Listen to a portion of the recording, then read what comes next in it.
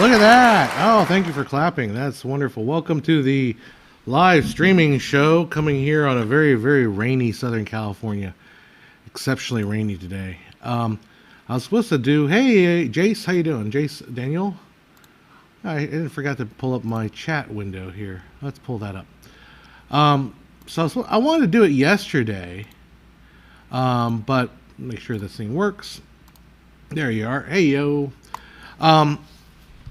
I was going to do it yesterday, but yesterday got out of hand for me. I was helping my mom, and then so I'm putting her on this home. They call it home hospice, but it's not really hospice. I mean, it's hospice in the sense, I guess, it's end of life care kind of issue, but she's not really end of life. It's just really hard to take her to the doctors and stuff. So the doctors will come to my house.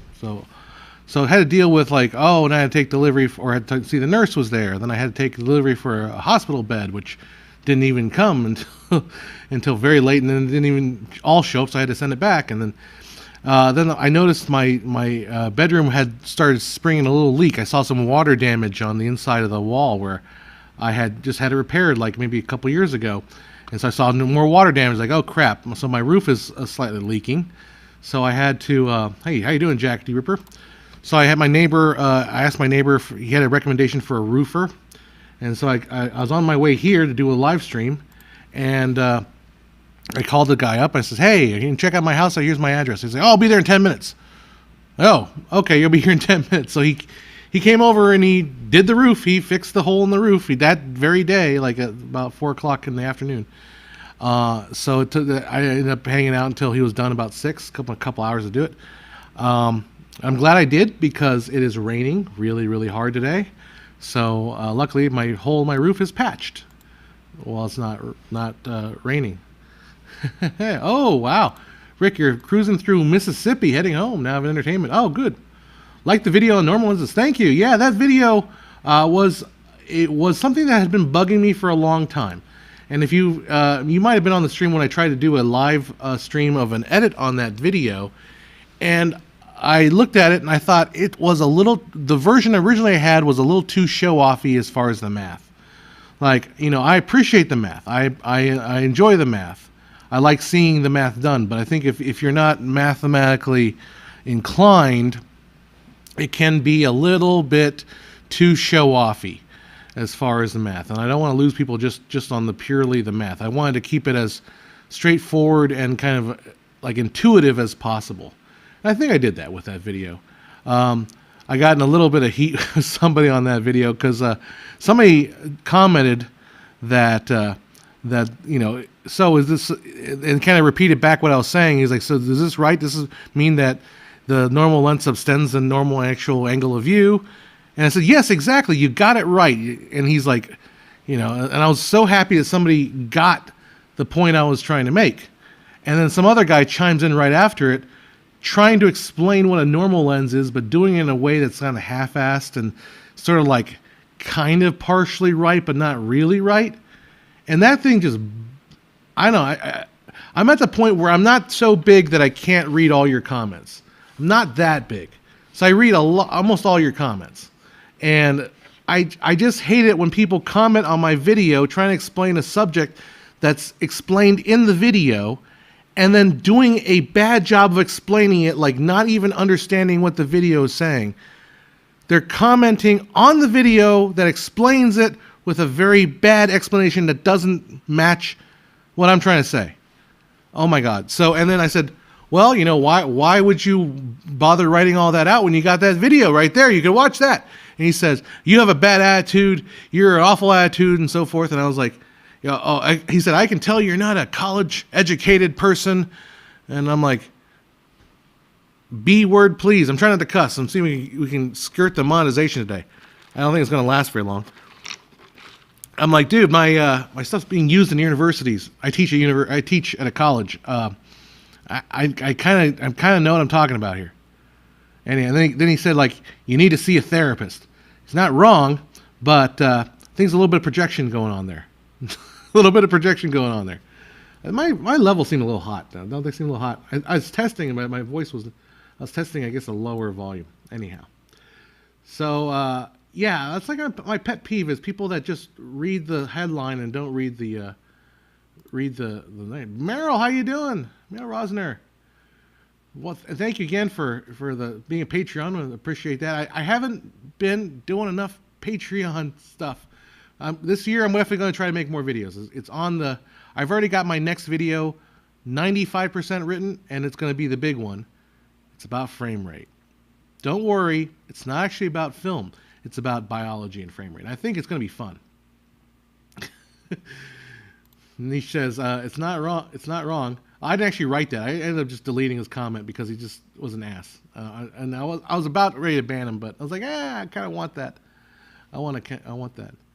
Rick says, super chat, be careful there. $5 texting and driving. I feel like a local.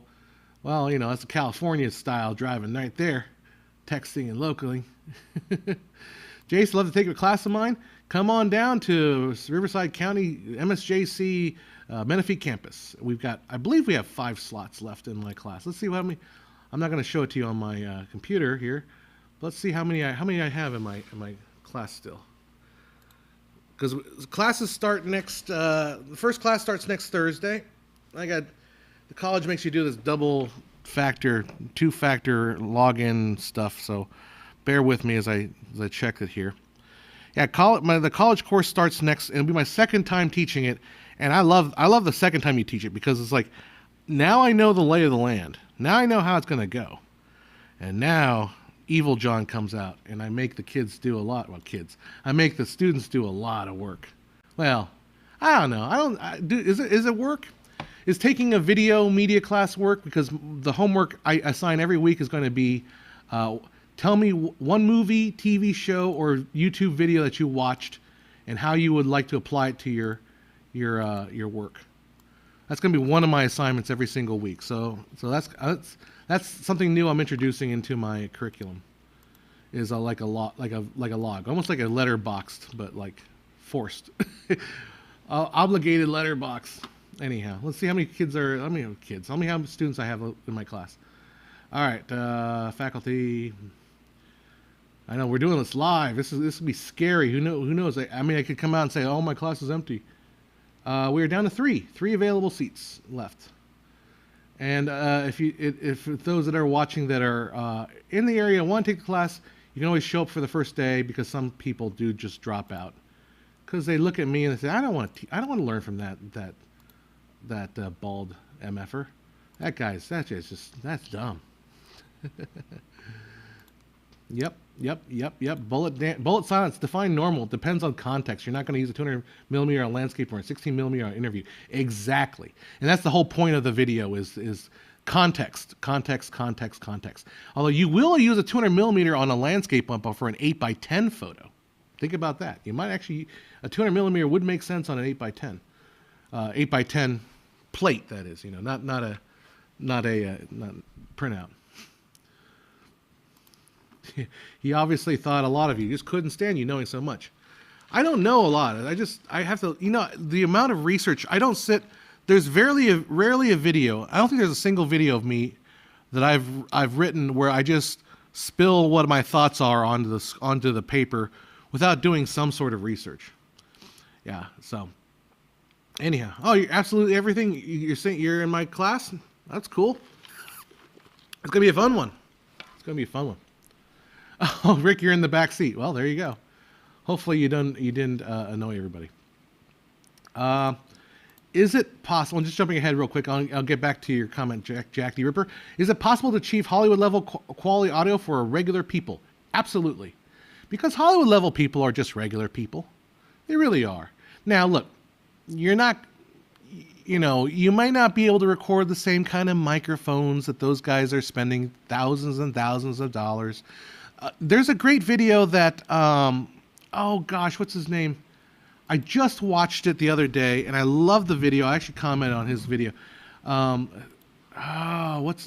It's like this 5 mistakes newbies make with sound, or something like that. Let me find it with sound. And what's his name? Gosh darn it! And I like this guy. I like this guy's video a lot. Sound recording. But he basically was kind of, and his sound is better than mine, honestly. It's way better than mine. Why can't I find his Curtis? Yeah, it's Curtis, right? Curtis. Where the heck is his videos? This is terrible television. I'm trying to remember a video that I liked. Mistake. Sound. Mike. No, is it Mike? Is it Mike? That's not Mike Judd, is it? Or is it Judd? Anyhow, he did a really good video, and he said basically like, there's a lot you can do. Curtis Judd. I was close. Curtis Judd. He says, better sound for video, simple techniques, all creators should learn is the name of the video. Curtis Judd. It's came out 6 days ago. He's got 10,000 views, so it's doing well. That video makes a great case for how to record good sound on with a regular budget. Can pick the Ray Harryhausen collection, just cover stop motion animation for 8 weeks on your course. I mean, if you want, but the course is really it's the course I teach is more comprehensive in that I cover basically the goal of the course is, I mean, we have state when you do a college course, you have to submit like your standards and what you expect the students to learn. Blah, blah, blah. So there's a historical aspect I want you to learn, but also be able to just be dangerous enough with Premiere and be able to shoot. I'm not going to give you the whole Filmmaker IQ lens stuff, but hey, Jaeger Film, thank you for throwing that comment for the algorithm. Will anyone advocate for 18 FPS? Will no one think of the children? Well, if you're in animation, people actually would advocate that. Oh, there you go, Jace. You're in Oregon. I have some friends that grew up in Oregon. Yeah, come on down here. Today, you would recognize the rain. Definitely recognize the rain. All right, Jack D. River gets to the point. Let's get to the point. All right, so the title of the video, the live stream today is Mean Girls, White Noise, and Your Chats. So I went and saw Mean Girls on the stage. So I love it when people yell at me, and I've had this too, where like I got into a very loud argument. I ended up banning the guy because the guy was just abusive. We're talking about how high frame rate. Again, always talking about high frame rate. I wish we could stop talking about high frame rate. We never will, because that's what this channel is deemed as on YouTube. Anyhow, he said. So jumping around my point. I got some package deals at the Pantages Theater in Los Angeles, and I saw Mean Girls was there, and I thought, I don't know anything about Mean Girls. I've seen the movie a long time ago. I enjoyed the movie. I thought the movie was excellent and fun and memorable. But I don't know anything about the show. So I said, I'm going to get the tickets for Mean Girls. Why not? So I go and I'm actually in the row XX. I didn't realize like how ironic it was that I was in the row XX. And I thought it was really, really a great production. Is it super memorable? Yeah, not to me. I mean, like, I would say B+ for me. It wouldn't be like, oh my God, I love this show, but it definitely a B+, which is like, man, I really enjoyed it. I could get into the show if I like had to play it or listen to it many, many times. And the movie is really funny. The musical is literally just. It's Tina Fey rewrote it for the theater, and actually I believe Tina Fey is in development, whatever that means, to turn the musical version of her Mean Girls into a movie. So it starts off as a book, Queen Bees, and a book which is really more of a sociological examination of females in high school. Like, I don't think any of the Regina George stuff is in the book. Starts off as like a sociological, examination of high school dynamics, turn into a movie, turn into a musical, turn back into a movie musical. So hey, when it comes out, I think it'd be great. I feel like Mean Girls is also primed to make an absolute killing when high schools can start doing it on stage, because that musical is designed perfectly for high schools to do. I mean, yeah, it's a little racy, but whatever. High schoolers, that's what they do, right? So definitely think. I thought the cool thing about Mean Girls that was kind of unique, and I wanted to talk about on here, was they kind of took they applied the virtual production I mean, I've seen plays use screens before in the background, like I have back here. Like you just put a screen in the background, your set changes and are all done through the magic of projection, right? I've seen that done in theater a lot. I've never seen it done as well as I saw it in Mean Girls. And maybe I'm just way behind the times, but the way they do it in Mean Girls is so cool because they'll just be like talking about, hey, do you remember that time when you were in the gym and poof, the background would just suddenly change and there'd be a sound effect and poof, you see the gym, and then we go back into the stage again. It does some really cool things. The way they showed the mall scene, the scenes that take place in the mall with the backgrounds looked really great. Like it looked legitimately like a filled-in set of a mall. It was just really cool art design in the background. I mean, they had parts where they had they'll be writing. Like there's a point where Regina George decides to call herself an ugly, fugly girl, and then she can see in the background. She can see the handwriting kind of filling in. I mean, that's kind of corny, but it's not the best example of the cool stuff they did with the technology. Just not to spoil. I mean, if you've guys seen the movie, the Regina George in the movie. It's what's her name? Rachel McAdams. She gets hit by a bus, and the way they do it in the play is they do something. They obviously the same story, but they utilize the digital screens and they turn the lights off really fast. You see the bus coming through the screen, and then you see a digital version of her going flying, and it's corny and cheesy. It's supposed to be kind of corny and cheesy, but you see, and she like flies off in the air. But it works. It's as a bit of stagecraft. It actually works really. I mean, it's funny. It works really well. It's not as shocking as it is in the movie. But I really, really enjoyed that production. And shout out to one of the guys in the staff there recognized me. And anytime somebody recognizes me in public, I love it. So please keep doing that. I don't get recognized very often in public, but somebody in there recognized me. So thanks a lot. I made my night that night. All right. So the other movie I saw was White Noise. White Noise. Okay, Bullet says, let me just get to this comment before we forget. A recommendation, a Star Wars fan film shot by director Phil Hawkins, who worked in the past. It's 25 minutes, YouTube, Star Wars Origins. There you go. There's your recommendation. All right, White Noise. I loved White Noise. I don't know who I would recommend it to, though, because it's almost a movie that I feel was kind of made for people with my sensibility. And maybe because I'm kind of in love with Greta Gerwig, and I'm in relation, I'm kind of in love with Noah Baumbach. Like they kind of make, if I won like a $1 billion, I'm just gonna go ahead and show all these comments for some reason. Why? I'll get why. Oh, there's some bizarre comments. You guys can play with that. But I lost my point here. Let's go back. I love Noah Baumbach. If I won the Power $1 billion jackpot thing, and I could make whatever I wanted to, I would make Noah Baumbach style movies. I just love his kind of quirk.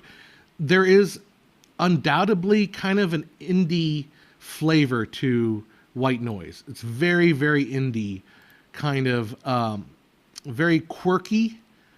In a sense, it's a throwback to something that would have come out in the late '90s.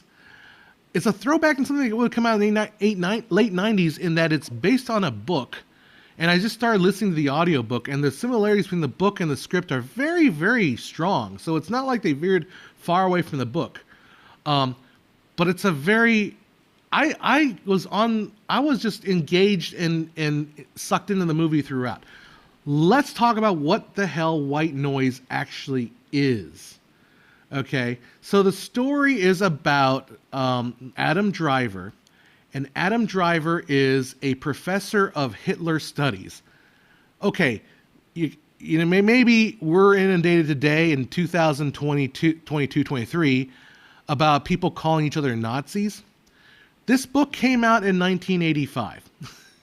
This book came out in 1985. Oh yeah, Jack D. I loved it too. It's a Noah Baumbach disaster movie. Yeah, it's just engaging.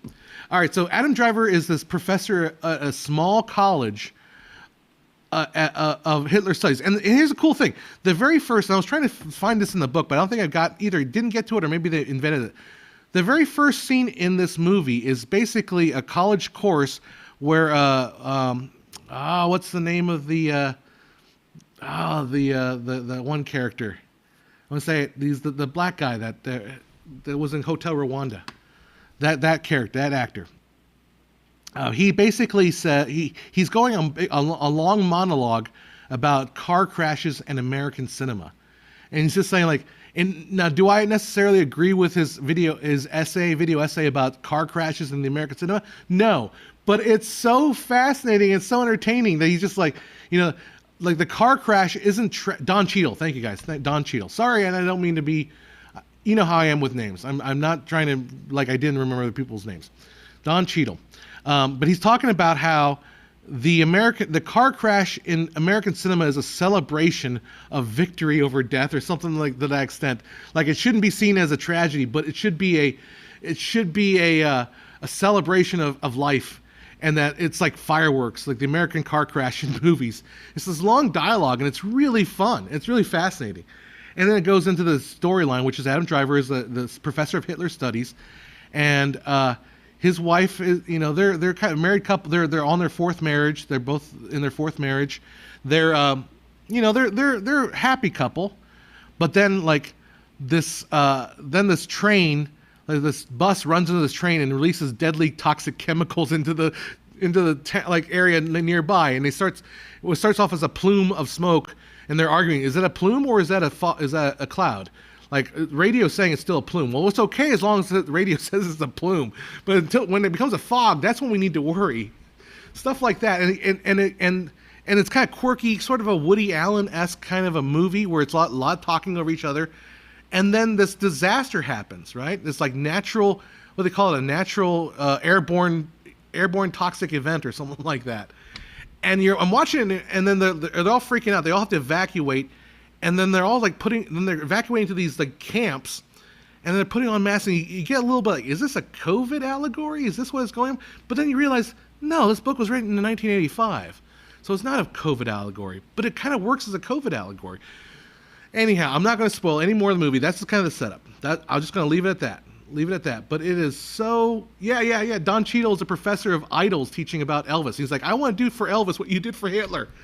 I mean, it's just, but it's so quirky. Like if I showed it to a like I call them normie friends, guys that aren't necessarily that into movies, if I showed them a normie friend, they'd be like, okay, what is this? Like what the hell is this?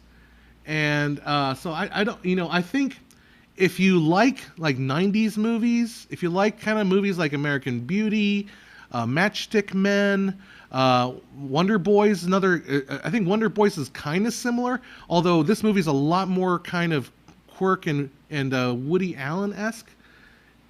Out of 10, what would I rate it? I would rate it, personally, I would rate it a 9. I mean, it'd be up in their 9s. I mean, I wouldn't say like I will remember this movie for the rest of my life. It's not one of those movies I will always say, wait. That's the movie I remember. I will constantly come back to this movie. But it's like, I didn't see that many movies in 2022, but it would be in my top 10. To me, it was just so engaging. And look, I am absolutely in love with Greta Gerwig. I'm sorry, it's just true. I'm not going to, I will not deny. They will, as Jesus said, Jesus will come, or the townsfolk will question me, and I will not deny my love for Greta Gerwig. I absolutely do love Greta Gerwig. Oh, super chat. Thank you. Boris P says, have you gotten Hayo Mayabaldi yet? No, I need to look that up. I don't even know what that is. Mayabaldi. I haven't heard of that one. Let's see here. Copy. Look it up. But yeah, I would. Oh, yeah. Oh, Miyazaki. Not Miyabaldi. Yeah, Miyazaki. I have watched several. I really liked, not Spirited Away I liked. I really like. But I really like the witch, the one with the witch, where she's the witch, the Kiki's Delivery Service. I thought that was great. I was really in love with Kiki's Delivery Service. But those are the ones those are the big ones I've watched. Yeah.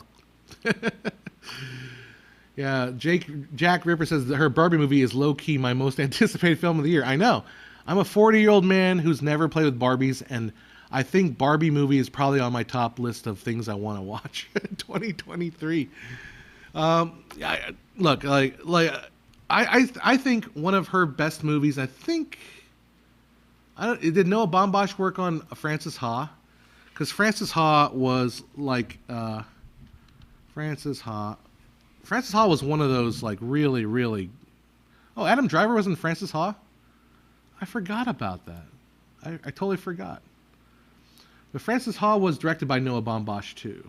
So I think that was like, it was like kind of the millennial version of Manhattan, and that's black and white. But it's also Pixie Dream Girl kind of thing. But it's cute. It's a story about. It's a heartfelt story. I mean, it really is. So, yeah. Look, I worship at these kind of indie kind of stories about people that are kind of funny, that aren't necessarily trying to beat you over head with a message, but are more observational about life, about just make you like wonder. The thing about white noise, and this is what I mean. Again, when I talk about like immersion in film, I talked about this in my Avatar review. How like you have to give the audience a reason to care and to like get inside the story. And with something like white noise, I started like trying to pay attention to all the details. Like there's constantly movies and TV shows going on because it's about white noise, right? And the TV's on as white noise, background noise. But there's always insertions of that throughout the movie. And so I'm sitting there like, I am like looking at all these things, looking at all the details and trying to figure out what's going on here. Because the movie doesn't hand you anything just on a silver platter. The plot's bizarre and weird. It's not as bizarre as Yule Log, but it's dense. And so I was super immersed in the movie. I was super like, I'm in there to see what happens. I'm not just bored out of my mind. Anyhow, so I really recommend White Noise. It probably won't get Oscar nominated. I feel like it's kind of a movie that's been I feel like it's too quirky and too indie to be considered mainstream. I mean, maybe, although, I don't know, maybe Netflix is because I think what happened was Marriage Story did so well with the Oscar nominations and all that. Netflix is like, oh, Noah Baumbach, go ahead, make another movie. This movie cost $100 million, this White Noise. So it's not indie. It's not indie by any stretch of the imagination. It's a $100 million movie. And it looks $100 million. I mean, the amount of set dressing and just the props and everything to fill up. They do a whole grocery store full of stuff. It definitely feels like the money was there. It was spent for sure. But I just don't see it capturing public interest. I mean, maybe it might get an Oscar nomination. Hopefully Babylon doesn't, and they put White Noise in. Please. I mean, or the other truth of the matter is, if Babylon does get an Oscar nomination, we can all agree that the Oscars are dead, like just done, because a movie where an elephant shits on the screen. Oh, I've just lost my monetization. Crap. Oh well, a movie where an elephant shits on a screen just got nominated for an Oscar. There you go. Oh, Boris says another $5. Oh, thank you for the super chat again. You know, I mean, I don't mind you super chatting, but you don't have to super chat just to make a correction on that stuff. I look like a bald Miyazaki, maybe. Miyazaki's a much better artist than I am. I mean, I try, but I'm a much better artist than I am. Pop you up there. Thank you, Boris. Mark Kermode hated it. Mark Kermode hated White Noise, or he hated which movie? Did I watch White Noise in the theater? No, I watched on Netflix. Because I think what they did was they put it in theaters for like 1 week just to qualify for being. It's like Glass Onion. They put it in the movie theater for 1 week to qualify for an Oscar, and then they pulled it off because Why would you want what you know? It's a Netflix deal. Netflix wants their exclusivity on it, so that's what happened, I think. And I'm kind of, I mean, would I have liked to watch it on in the big screen? Sure, but it's not a movie that demands to be seen on the big screen. It's a movie that demands, I think, more enjoyable than at home. I mean, not necessarily more enjoyable. It's enjoyable at home. He hated white noise. Oh, that's too bad. Oh well. I wonder why. Maybe too quirky for his taste. Maybe that's what it is. Maybe too like look at me. I'm a weird indie filmmaker kind of thing. It's kind of what I mean. It's sort of one of those movies where I can't recommend it to certain people because like unless you have a tolerance for that kind of weirdness or quirkiness, that it might be irritating. Because like I was saying on one of my tweets or something, I was the dialogue is very elevated. There is one scene, and I won't try to spoil anything here. There's one scene between Greta Gerwig and Adam Driver where Greta Gerwig is kind of spilling her guts out, and she uses very, very elevated and very written language. Very, very written language. Like it's written like it's not naturalistic. It's very, how can I describe that? It's very like written by someone trying to be clever. And you can feel that, and she delivers it in a way that you can sense that, and it's not done like they don't know what they're doing.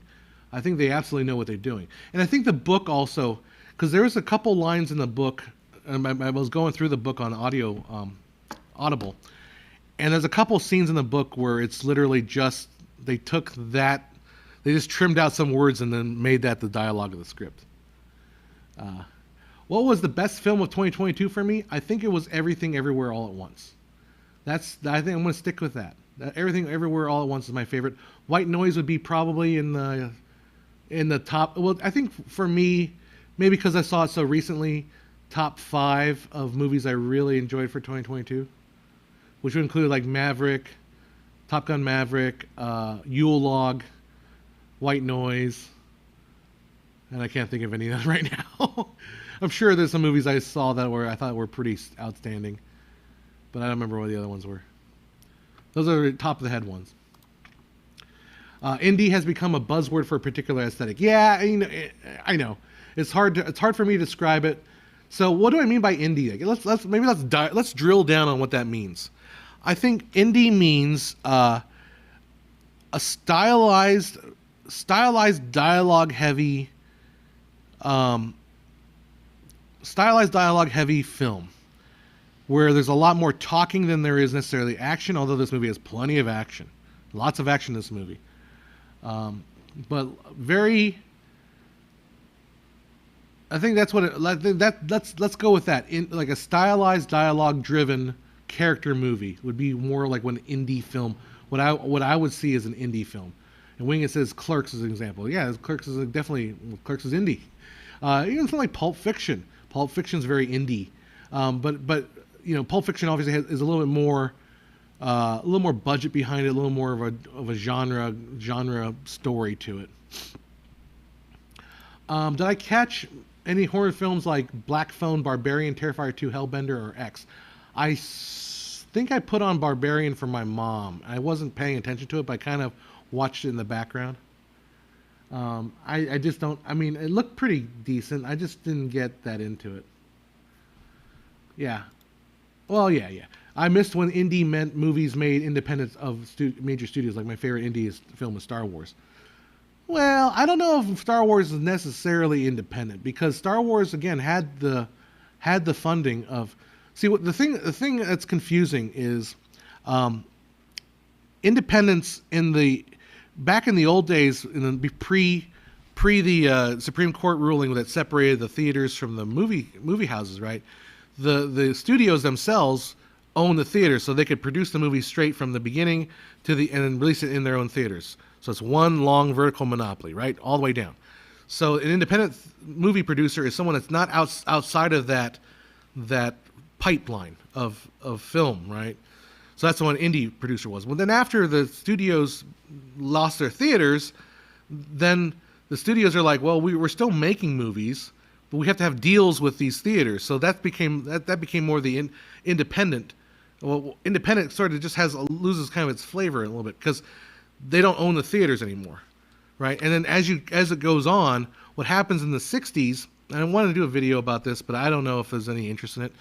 United Artists, two guys came up to Mary Pickford, like the last owner of United Artists, last of the original owners, and said, "We have an idea. Give us 10 years to do this idea, and we're going to take United Artists from a fledgling little like nothing little studio and turn it into like a major profit making entity." Their idea was basically, while all these other studios are maintaining stages and doing all the stuff that major studios do, what we're going to do is we're going to finance movies. We're going to use money as leverage to make movies. Instead of leveraging like property contracts and stars and all that stuff, we're going to use monies to invite talented artists, we're United Artists, and then create create movies based on that system, develop that system. So that's kind of what started the whole kind of corporate world of Hollywood. So by the time Star Wars comes out, Star Wars is not necessarily produced by a company. It's outside.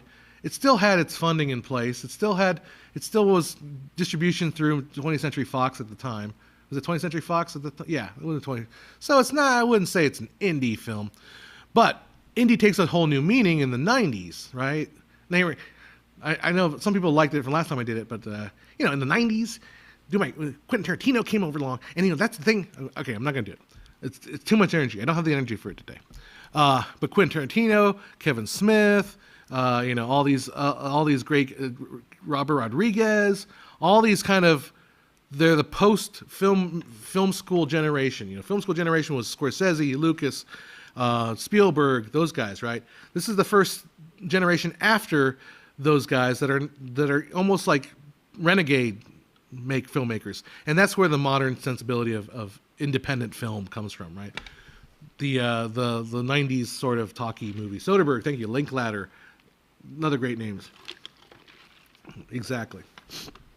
So Halloween would definitely be independent, because Halloween was literally financed by like a rich dude. It was like he had this idea for a movie about a holiday. I think I remember reading up on this one time. He had this idea for a movie, and he's like, "Oh, let me just hire some people," and got Wes Craven on that movie, or am I mixing it up with the other guy? I don't remember. Yeah. Did I see Mad God? No, I don't know what that is. Mad God. Okay. I would definitely watch that history of the studios owning cinemas. Well, I see. It would have been part of my studios series, and I know there's some big fans on my studio series. The problem is they're so incredibly hard to produce.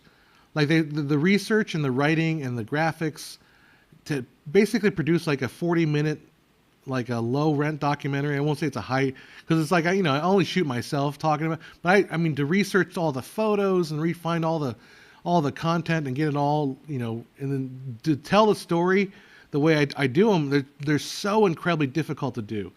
And like when I release them, they get so few views. I mean, the people that watch them love them, and I don't begrudge that. It's like I need to get back to the point where I'm producing stuff, and putting stuff out there. That's why the studio's films series is not really high priority. But I'd like to do it if I had the time. I'd love to do some more of those. There we go. Remix Rob says, first time you just finished watching a review of Avatar 2. I agree with everything. I'm a 24 FPS advocate and love the fact that you're on the stream is also in 24. Well, I think the stream is in 30, right? A stream is in 30, although my camera is set to 24. It's because I'm lazy and I didn't want to switch it back to 30. But, and then I've had a lot of trouble trying to get back to 24. I'm using not the PSF, but a regular 24p kind of stream. So yeah, the stream is in 24 over 30. And it's just because I'm lazy.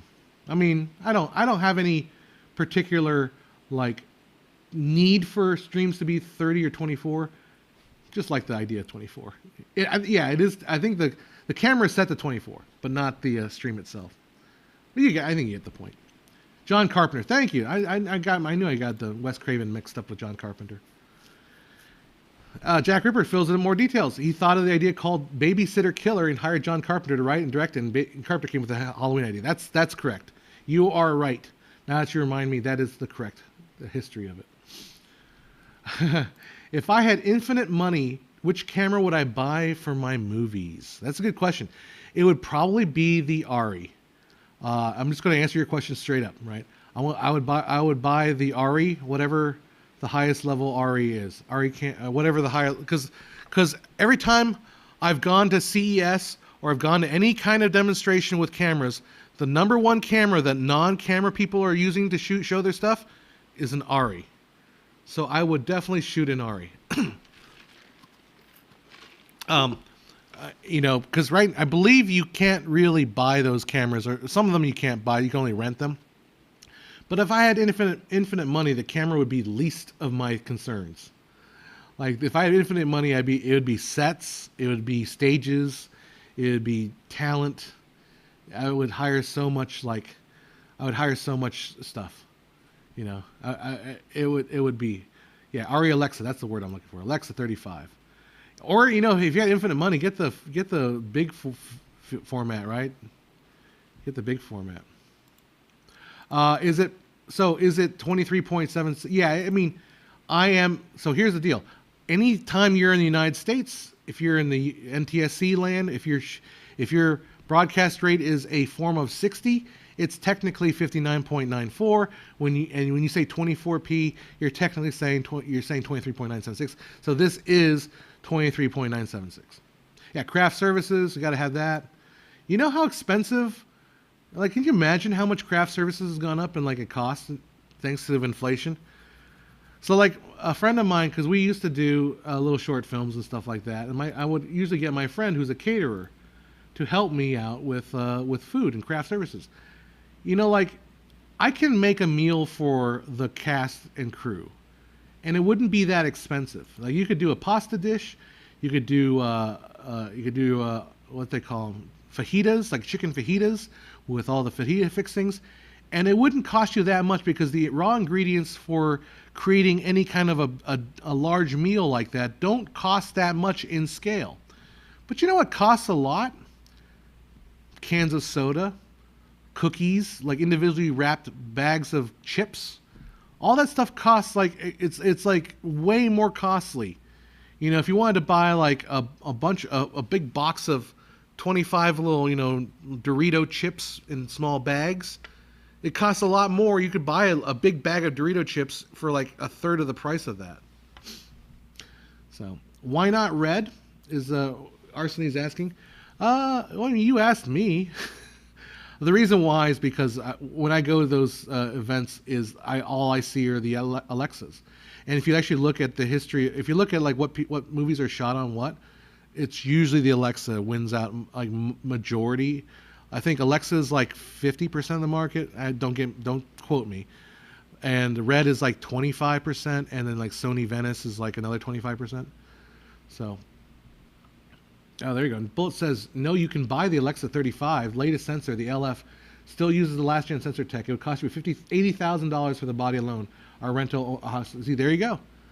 And like, that's an $80,000 camera versus a red, which is what, I don't know, like $35,000? You said if I had all the money in the world, what would I buy? I'd buy the most expensive one. Why not? Get the most expensive one.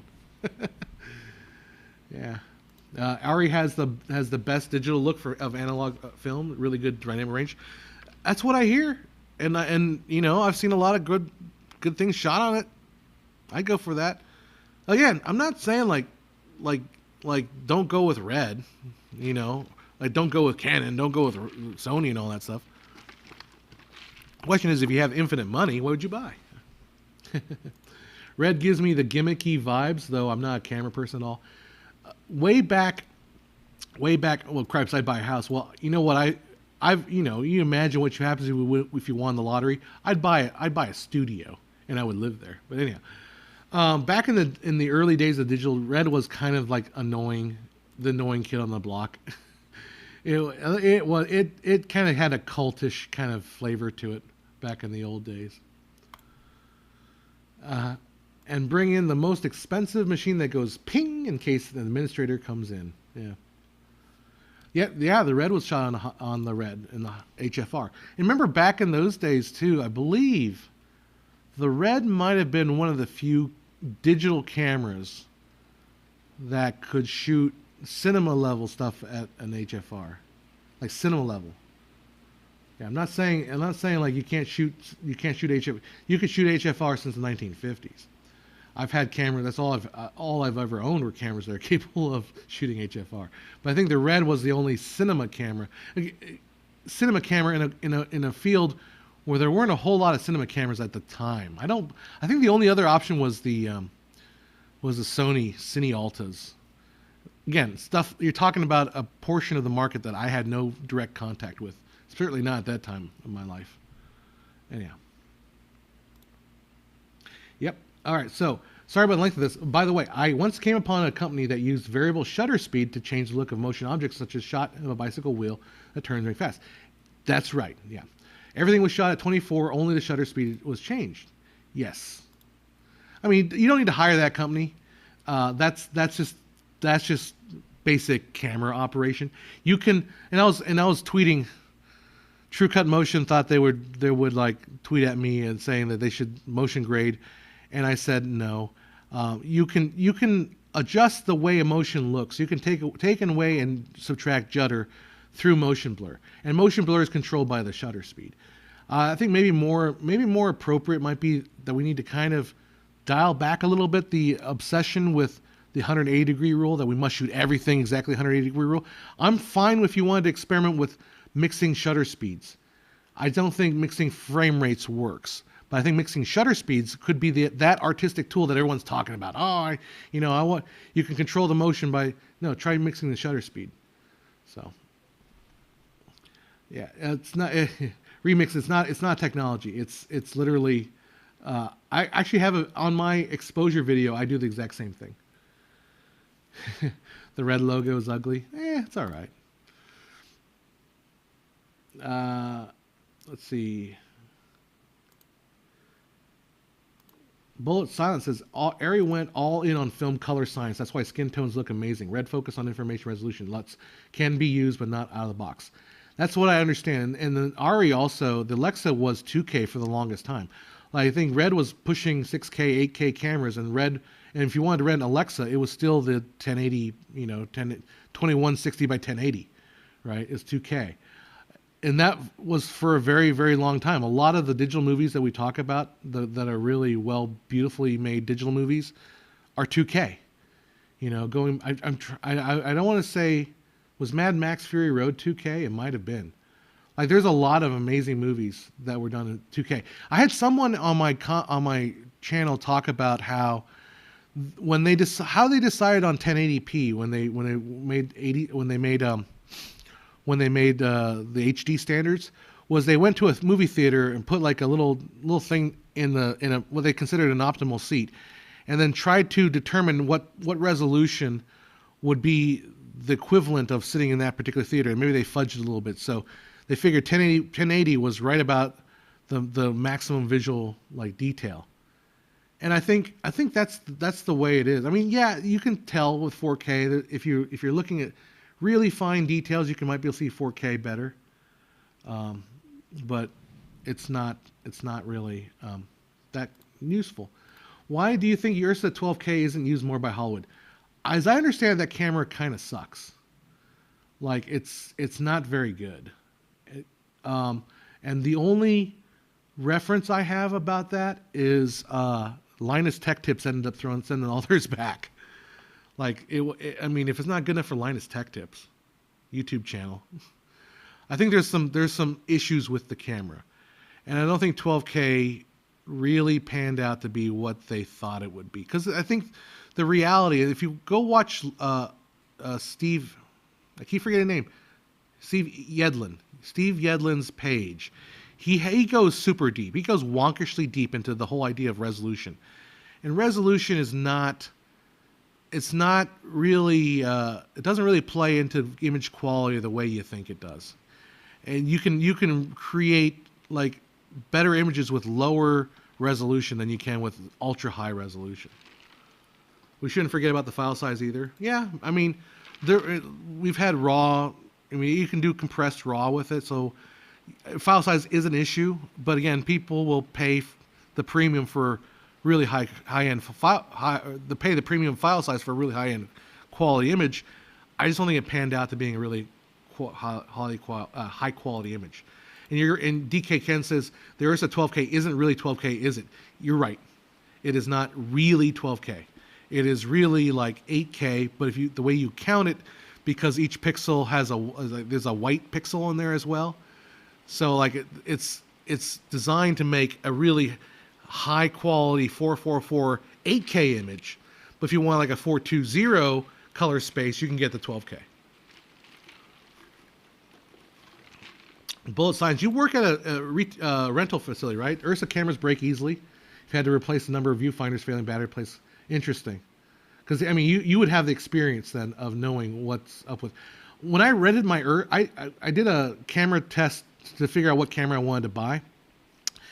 At the time, it was Ursa, Canon C200, which I'm shooting on. This is the C200 you're looking at now. I fixed the targeted reticle last week. I had my screen come up because I had HDMI OSD on, and I turned it off. Anyhow, this camera here and the Sony G20 or whatever, very similar cameras, similar price range. But man, that Ursa, I think it was the Ursa original. No, Ursa Pro. It was Ursa Pro. That thing was like 11 pounds. Like comparing the Ursa and the Canon C200, and then the Sony was the lightest. That Ursa was a tank. Holy moly. I couldn't imagine putting on a stabilizer or something like that. Have I seen Park Chan-wook's Decision to Leave? No, I have not. I wonder where can I see it? Is it streaming? Oh, DK, you and I are wearing the same shirt? Sweet. I hope people like this one. I mean, I don't know how big they sell, but yeah, it's a good way to call action. Stay away from BM. I like BM on certain things. Like I use their video output for my Premiere to view on a screen. I use their A10 Mini for all the live streaming stuff when I do live switching. So Remix Bob says, going back to the shutter speed, works differently. They went in between the standard values of shutter speed to achieve the look. Don't remember, but I will find. I'm just saying there are more than just standard values of shutter speed. Like this camera itself, I can tweak the shutter speed to like fractions of a degree.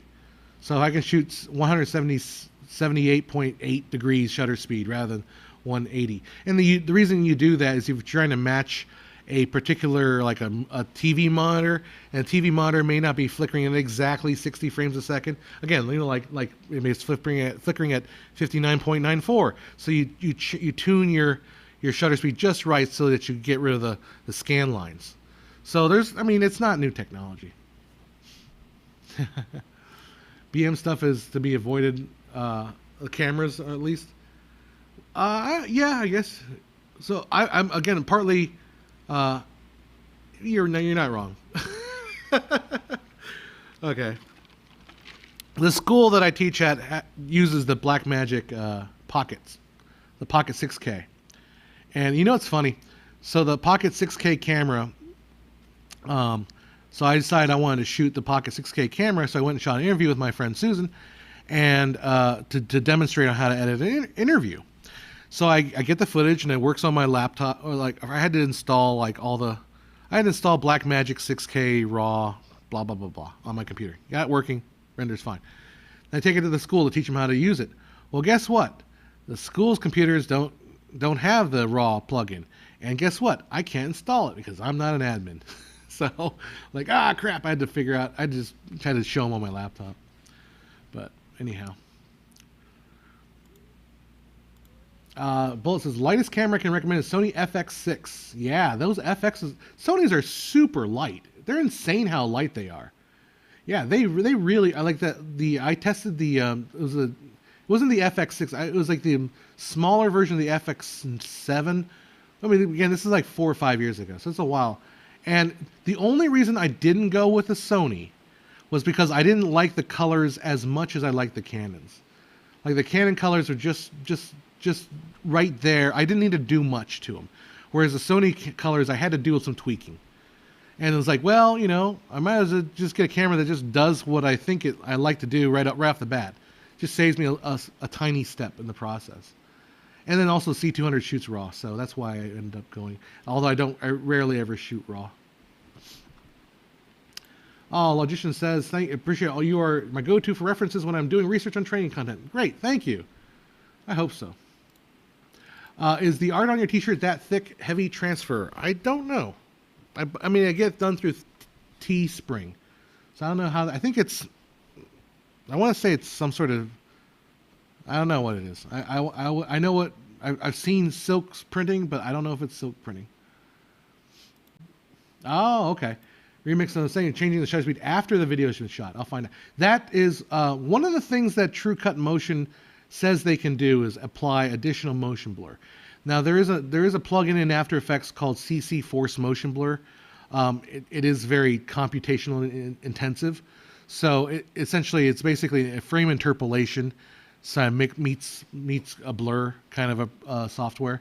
So it's out there and it makes sense, and I actually wrote in my diatribe on Twitter today, because I was just complaining, like, no, don't change frame rate in the middle of a scene, shot to shot. It doesn't work, because they're trying to market that as like, oh, that's a solution.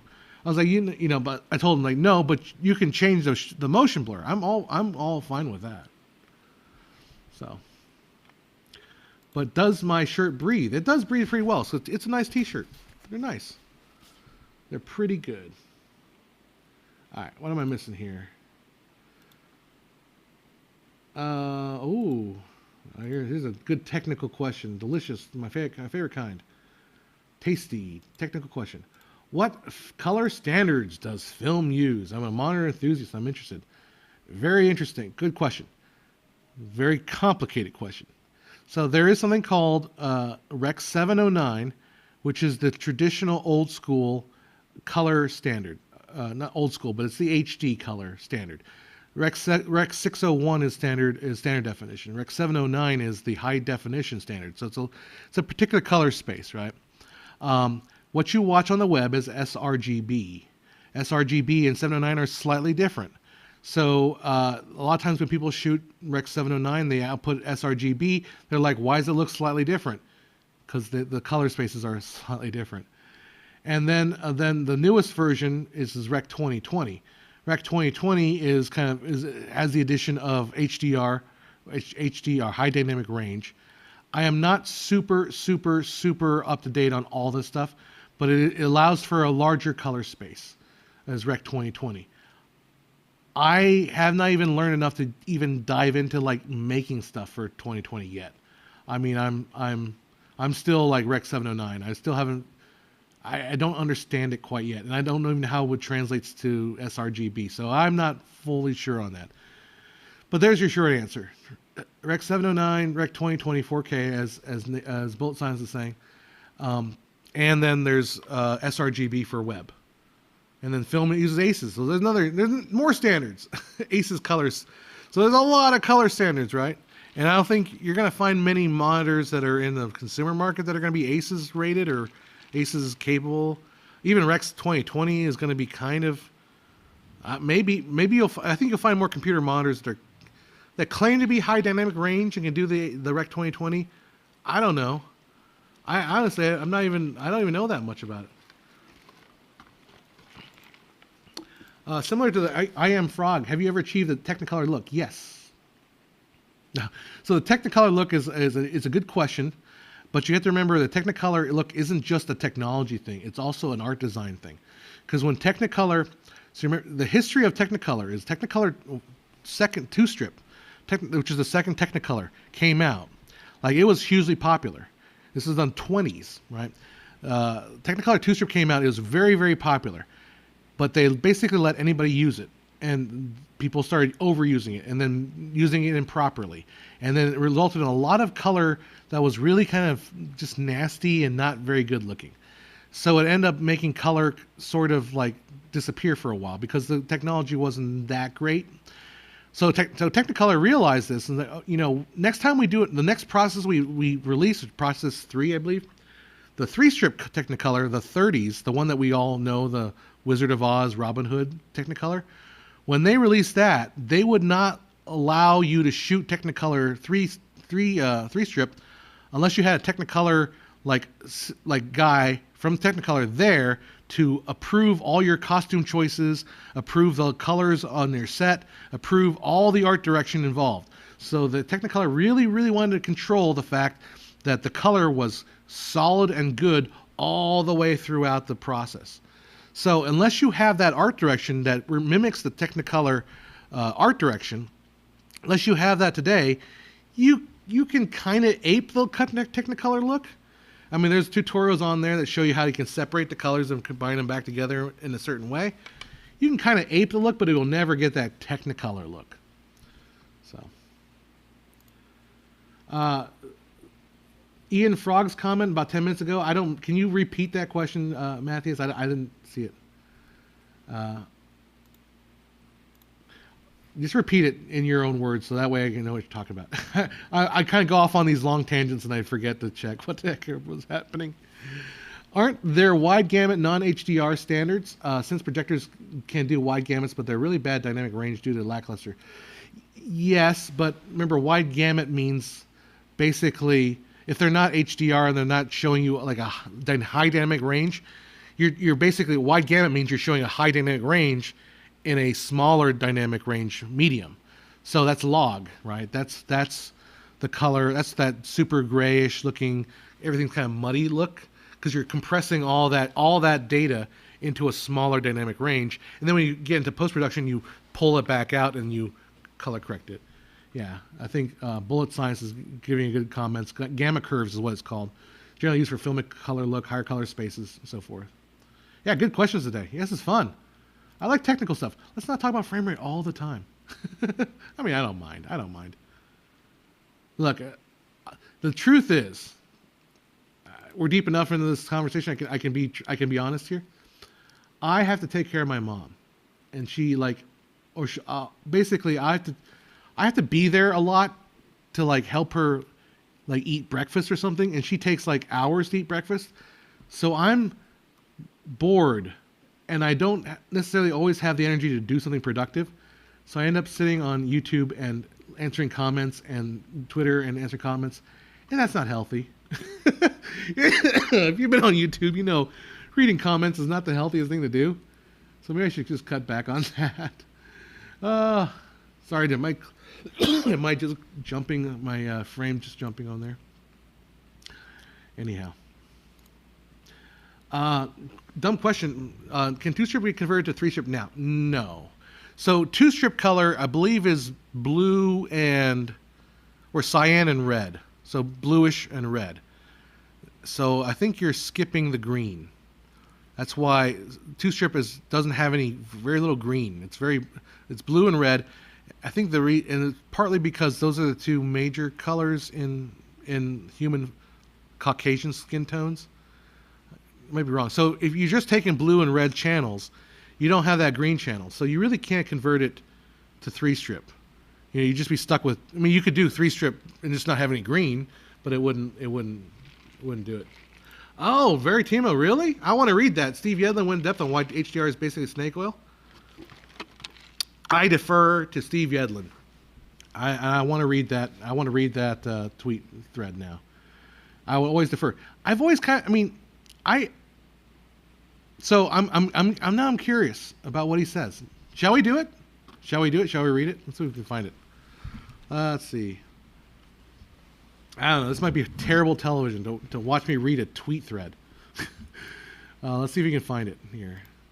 Steve, and why? If I'm not following Steve Yedlin, why am I not? I've been starting to get more into Twitter because I'll be honest.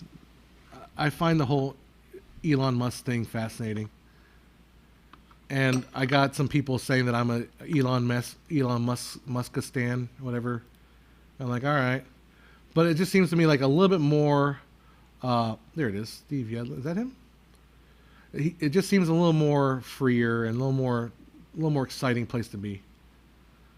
Well, I probably won't be able to find it right off the top, but my thoughts on HDR is I got to see HDR projected in a Canon demonstration room. So they brought a lot of people in there, and they invited people to come see this Canon HDR demo, right? And I watched it, and I thought, it's really bright. Like it had the vibrancy of like looking out a window. That's what to me the HDR offers, is like it feels like I'm looking out the window at the sunset because the sun is so bright. It's so like harsh. It's like looking at the real sun. So I thought it could have been an actual, it could be an actual tool, like, or a new direction in cinema, right? However, one of the things I've discovered with HDR though is it can also be very distracting. Like, do we want to be looking at the sun? Do we want to have stuff in the shot that it's so bright that it overpowers everything? Or do we really want more of a balanced thing? So I'm curious to see what if he's going to like crap on it. I'm kind of curious about where it would go. I can't necessarily find it. I'll go through it later. But now you've piqued my interest, Timo. Bad.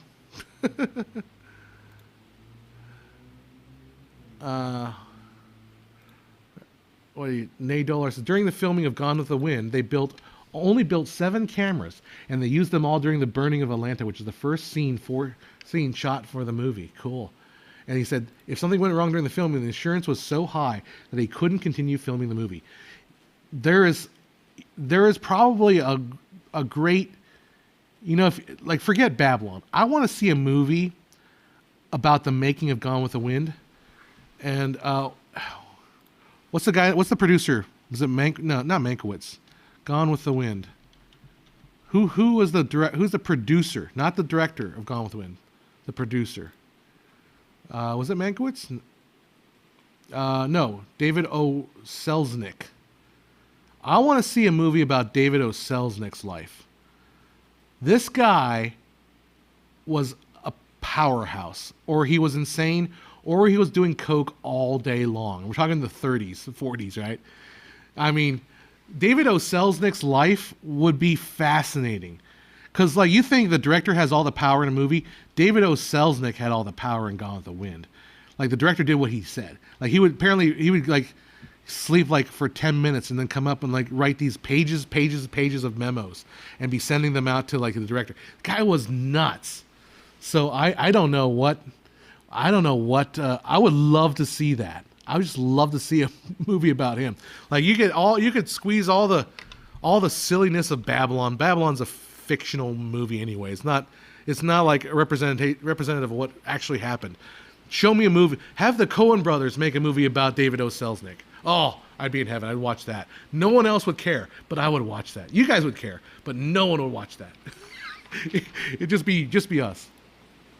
Green is used in a lot. You're right, Bullet. I'm just trying to figure out what was the color that they didn't use in, or did they use, or was the, maybe that's what it was. The two strip, the blue was really more toward the green. It wasn't necessarily a blue like we're used to blue in the RGB, but it's more of a green.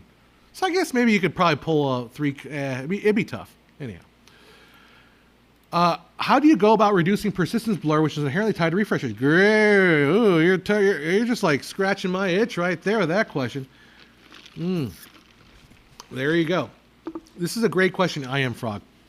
I'm going to get to it in 2 videos down in the topic of frame rate. I don't want to do every video on frame rate. I'm going to do some more videos on frame because I know the YouTube algorithm loves it when I talk about frame rate, so I got to do some.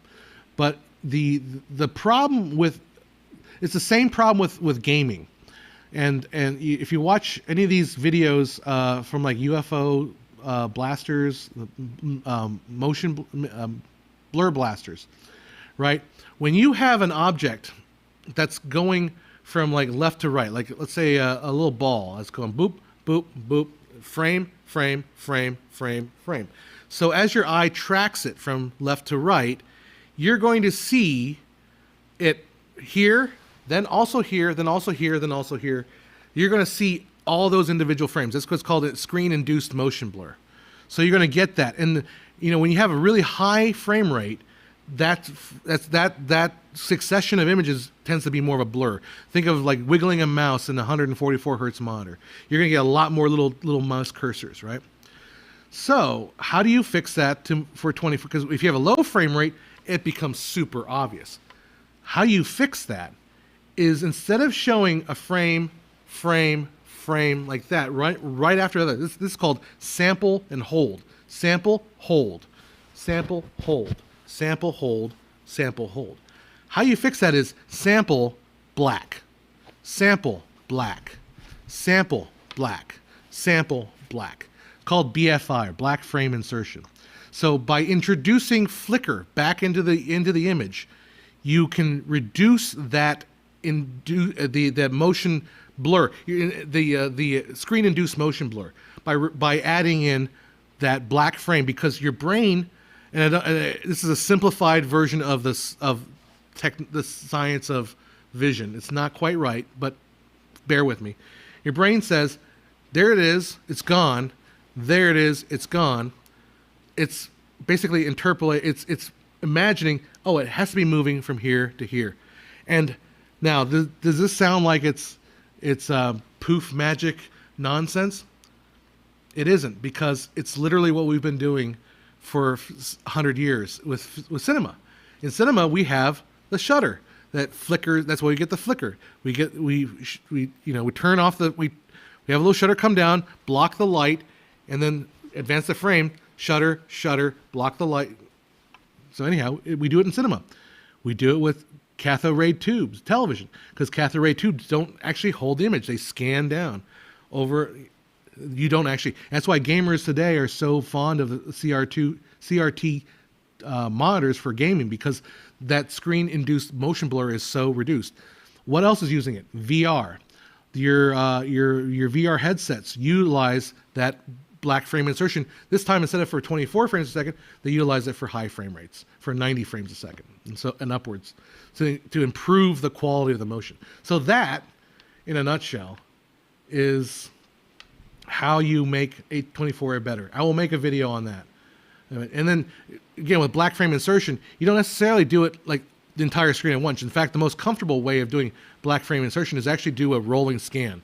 So the black rolls throughout the frame. And that's the most comfortable way of watching black frame insertion. And I will do a video on that someday when I get around to doing it. Yep, and OLEDs can do it a bit better because they mimic scanning backlights. That's the point. Now with LCDs, you did have, you had the back screen that could flicker on and off. So like I remember my first investment into a big TV is a cathode ray tube LCD TV. I still have that in my bedroom. It looked great when I was watching movies on that. Like I never noticed like the hardcore judder you would see on a OLED TV. So HFR ruins everything except for live sports. There's other things you can watch in HFR. But they were kind of considered sporting events, I guess. You know where I'm going with that. You perverts know what I'm talking about. But, I mean, yeah. I think HFR has its place. It totally does. But black insertion would never work in a post-production level. I don't understand what that means. Of course it does. It's not applied. The black frame is not inserted in the post-production process. It's inserted in the display. So it's a display technology. Just like a CRT television, just like old-fashioned film with a shutter speed, with a shutter. Same exact thing. You can only do BFI strobing at 60 FPS, or you literally want to kill your eyes. You're not wrong. So 60 FPS is probably in the neighborhood of the minimum. Like the three-bladed shutter for 24 frames a second would get that BFI up to 72, which is probably the most comfortable. Now we're getting the comfortable range. 60s, my Sony TV at home does do 60. If I turn it on, I will immediately notice the flicker. It's one of those things where if I turn off all the lights in my room, because flicker sensitivity also has to do with brightness. The brighter something is, the more you notice the flicker. The dark. So if you dim the room all the way down, close all the windows, dim the room into like a movie environment, the flicker will become less noticeable. So 60 dim, 60. But you said 60 is probably, the minimum you want to go. So, but yeah, the problem with BFI is people turn it on and they immediately think, oh shoot, my TV's darker because it's showing black frame in between every frame, right? Of course it's darker. But the thing is, you gotta remember, you don't go to movies. When you go to the movies, you don't watch them in the bright sunshine, sun-filled room. You watch them in a completely dark theater, right? So you're meant to watch these things in a darkened theater.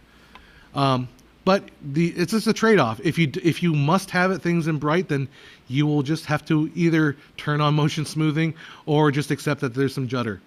And again, that's another problem with HDR. Super bright things in HDR can cause a lot of stutter, a lot of judder, because like I said, flicker sensitivity is based on how much light there is and available light. So I'm not crazy, guys. Like we can talk, we can do a very deep dive into this stuff. I mean, but you know, I'm an old fogey. They're going to yell at me for being an idiot and da, da, da, da, da, da. Yeah. Does John have a Discord server? I did set one up. I don't know what it's called. It's Filmmaker IQ. I set one up to use Midjourney. So I have a Discord server. I don't know what to do with it. I'm not hip with all you kids in Discord. I did set one up. If you want to talk to me, email me about like, hey, let's get something going here. I mean, I would be down to like hosting a Discord and let you guys hopefully not yell at me every day. But what do you think of the Jeffrey Epstein movie? Well, I don't think he made it himself. What? Nah, never mind. I don't know. I mean, well, let's make sure all the actors are of age in that movie, please. I'll make sure the lawyers are really keep that paperwork and really checked off. All right, in your opinion, what is the best way to recreate night scenes without being night? Through a white balance? Oh, day for night is what you're asking. All right, here's my advice on creating night scenes. This is kind of more of a general advice. Day scenes are low contrast. Night scenes are high contrast. Keep that in mind. Night scenes tend to be hard lighting. Day scenes tend to be soft lighting. So if you want to do a day for night thing, if you're inside a house, or if you're trying, let's say you're on a stage. Let's take a whole day for night out. You're on a stage. You want to simulate daylight. How do you do it? You use big soft lights. And you don't have to, but I'm saying you could use big soft lights and really fill the room with light. That would be a day scene. If you want a night shot, you would light only specific things and light your actor, but use like hard shadows, and then don't light everything else. And that would give you the sense of a night shot. So how do you get a day for night shot? That's the problem with a lot of day for night is when you shoot outside, it's soft lighting and it's low contrast, and you try to adjust the color and you try to change the white balance and all that stuff. You get it blue looking, but it doesn't look right because it doesn't have that kind of natural contrast that you expect from a night shot. Remember, the reason why night shots are high contrast is because you have a light on your subject and everything else is dark because it's nighttime, right? High contrast. Versus a day shot, you've got you're lighting your subject, but you're adding fill and all that stuff, and your background is bright, low contrast. So that's the day for night. Yeah, you can always tell when it's day for night if it's not done quite right. You know what's weird that I love the new Game of Thrones series. I thought that was great, but I felt like some of it was a little too day for nighty. I mean, I think they're trying to say like, well, it's day for night, but because the moon is so bright, it looks like day. But I really got a sense it was really day. Like it just felt like day for night. And then the other thing about that show, which bugged me a little bit, was how little light the torches put out. Like if you watch that Game of Thrones and they're going down like the stairwell, and they have a torch in hand, and yet the torch is like bright because it's HDR. It's like it's in the high brightness category. But nothing is lit because I think probably they didn't shoot it with an actual torch. But you know, I prefer actors having similar age as characters they are playing often than TV shows made in America. No one seems to think it's a problem. So It's that old humor story about that one guy that not Steve Buscemi in 30 Rock. Hey guys, what's going on? You know, how you doing? Or I forget the line he says. But the thing about Mean Girls, and I was thinking about this. The movie is Rachel McAdams and Lindsay Lohan and a couple other, and what's her, the beautiful blonde but bug-eyed girl. I forget her name. I like her. She's pretty and all that, and I like her acting. But anyhow, they all have gone on to be like bigger stars, and so you look at that movie, you don't think they're teenagers, but when I see the play, it's like, oh, I buy those as high schoolers, totally buy. But then again, I'm sitting like way back when. How you do, fellow kids? Exactly. I think Arsenie's sent this a couple times. People need to know Grace Kelly or Catherine Deneuve. I can't pronounce her name. I do like me some Grace Kelly. I gotta look up Catherine Deneuve. I'm sorry, guys. I'm not as cultured as you guys think I am. I mean, I want people to shoot the frame rate of 24 FPS, which is the frame rate they use on Paul Blart, Mall Cop. Catherine, I think Catherine might edge out Grace Kelly. I'm just looking at. Oh, she was married to Roger Vadim. Why do I know Roger Vadim? Well, Bridget Bardot. Okay, Jane Fonda. Yeah, because didn't he make Barbarella? I think so. I might be wrong. Probably wrong. But anyhow, Grace Kelly. I mean, she's royalty, so. Grace Kelly maybe go a little classier. I'll go with that. That's French. The French don't really care what they say as long as you pronounce it correctly. All right, you guys all know where that's from, right? Nope had an amazing day for night. I never saw Nope. I should probably watch it. I haven't seen his other movies, other than Get Out. I thought Get Out was pretty good. All right, Bullet Science, take care. I'm going to try to stay warm up here. Take care in UK. Don't freeze, guys. We love you over there in UK. You guys are talking to amongst yourselves. Fun fact, fellow and film snops. Dude, Where's My Car was shot on film. Dude, Where's My Car is a pretty good movie. You gotta, come on, give it to dudes. The whole era of stoner movies. I want stoners. Dude, Where's My Car? The White Castle. What's the name? Go to White Castle. What age is Wednesday supposed to be that Ortega is confusing? I think she's supposed to be like 17 or so, because I think it's like a high school, right? I'd rather not. Yeah. Okay. You guys are talking about being outside the zone. The Rigel 7. Rigel 7 next to Omicron Persei 8. What's my favorite buddy films? Ooh, buddy films. Buddy films. I like Planes, Trains, and Automobiles. If you want to call that, is that a buddy film? I don't think it is.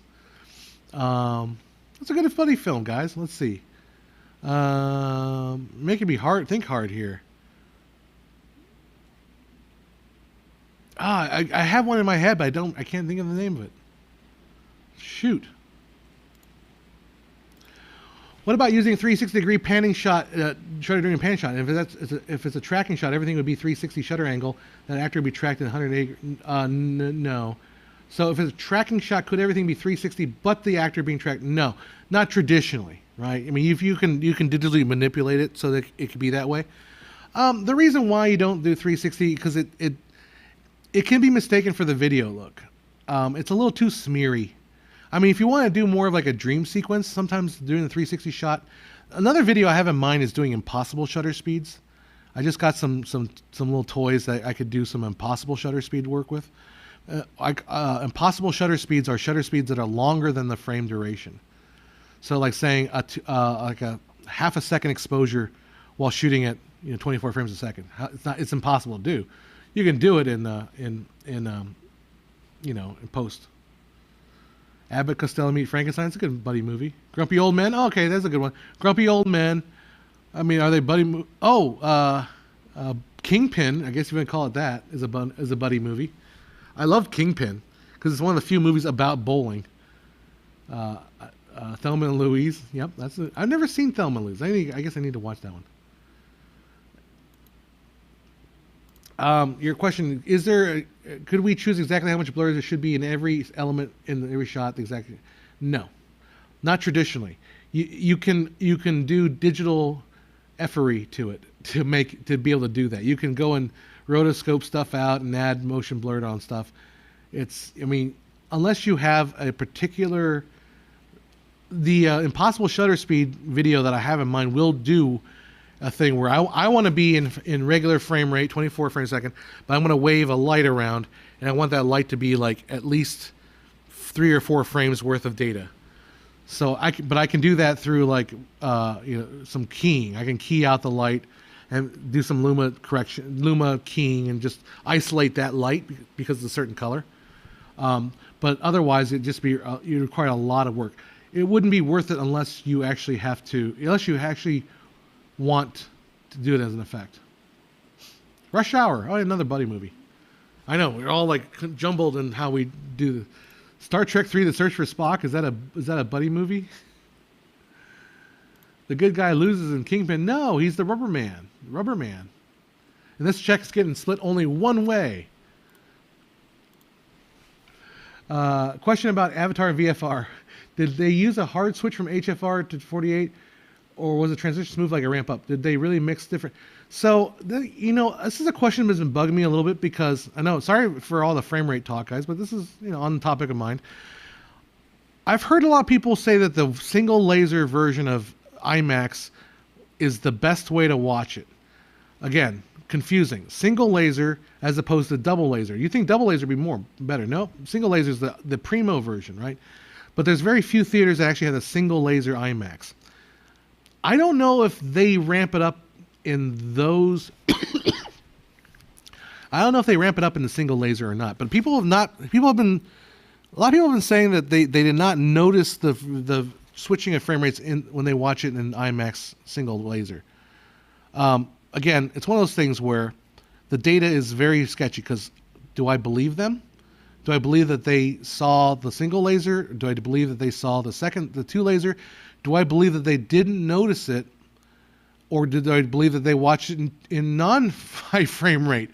Like, unless I trust their technical understanding of the topic, I don't trust their report, right? So, but for my experience, when I watch it in Dolby, in Real D 3D, which is not IMAX, because my IMAX did not say it was high frame rate, but the Real D did say it was high frame rate. The switches were hard, like it would just snap to different frame rate. It wouldn't ramp. The question is, would you notice if it ramped, or would you notice it only when it hit a certain threshold?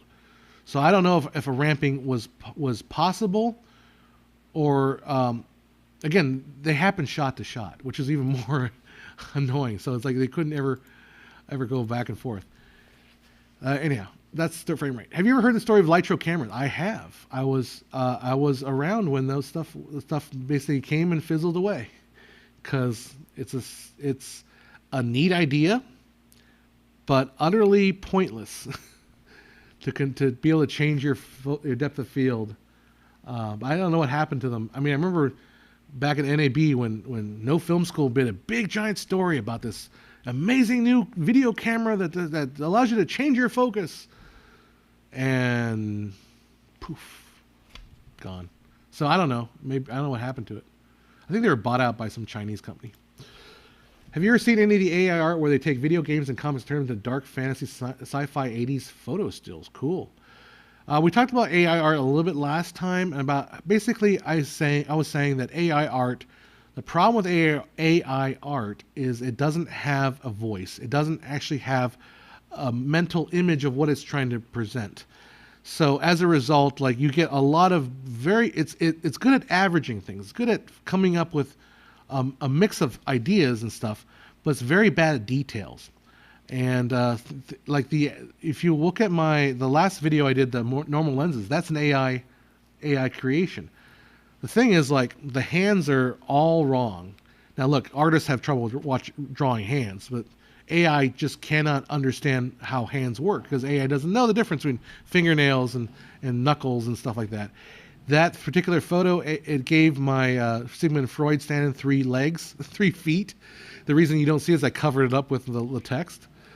So yeah, AI is still.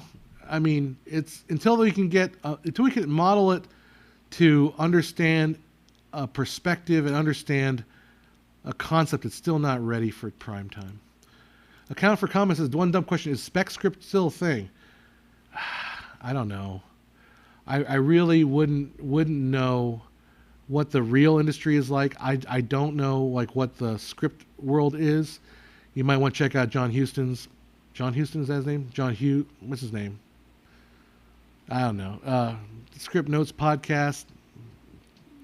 He's a better person to listen to as far as that is concerned. I wouldn't. I make little tiny movies on YouTube, and that's who that's my range of my expertise. All right, I'm going off now. I'll be down to discuss with you a bit more. I believe there are certain aspects of persistence of blur and 24 I need to clear up. I recommend you read up on blur. I have read up Blur Busters. That's the thing. Like the Blur Busters, like you need to actually go through it and like dig deep into it, because once you dig deep into it, like persistence of vision it's true, like, but the thing is though, like, and the fact of the matter is persistence of vision actually lasts about 10 milliseconds, so it's a tenth of a frame. But yeah, Blur Busters. I've dug deep into Blur Busters, like very deep. The problem with Blur Busters is they're not speaking specific about 24 frames a second. So I have to intuit like a different understanding based on what they're trying to say. And you know, like they're talking about like retinal displays of 1,000 to 20,000 hertz screens. You know, they've actually come out and said that yeah, when we get to that kind of refresh rate for our monitors, you can create he calls them video file formats, like perfectly. You can create a 24 FPS perfectly, including the proper amount of flicker that's needed for 24 FPS. So I think the Blur Busters, be careful. Don't go into it reading. Don't go into reading it as a denouncement of 24, because it's not. And I don't think anything there is any. It needs to be interpreted to be applicable to 24. Rapid changing from HFR to 24 FPS sounds horrible. Some people don't see it, and I at this point in my life, or at this point in my discussion, I have come to the conclusion that there are a portion of people that are frame rate blind, that do not see the frame rate changes. They do not. Maybe they notice it, but they're like, whatever. It's not an important thing to them. It really isn't. Then there is a section of people like me who are diehard frame rate people, partly because we sit and we stare and we make things at this frame rate. I was having a small little conversation with Captain Disillusion, name dropping, but I think people that especially work in animation, that work with CGI, we watch things frame by frame. We can detect frames. I mean, it's not that we're evolved, it's just that we work with it. And those are the people that are really, really messed up with the frame rate changes. And then there's the gamers. The gamers who are also watching frame by frame. They're very attuned to frame rate drops. You know, playing a game and suddenly your frame rate drops. They're very keyed in on those little things. Those people are also not going to enjoy the movie, because they'll want high frame rate. We want 24 frames per second, normal frame rate. So. Yeah. Anyhow, the shot where Bill Murray makes 3 strikes in a row was live. They were all waiting. They were going to wait all night until he got 3 strikes. Ended up doing the first time. Had lower audio. That's kind of cool. I didn't know that about that. I didn't know he bowled.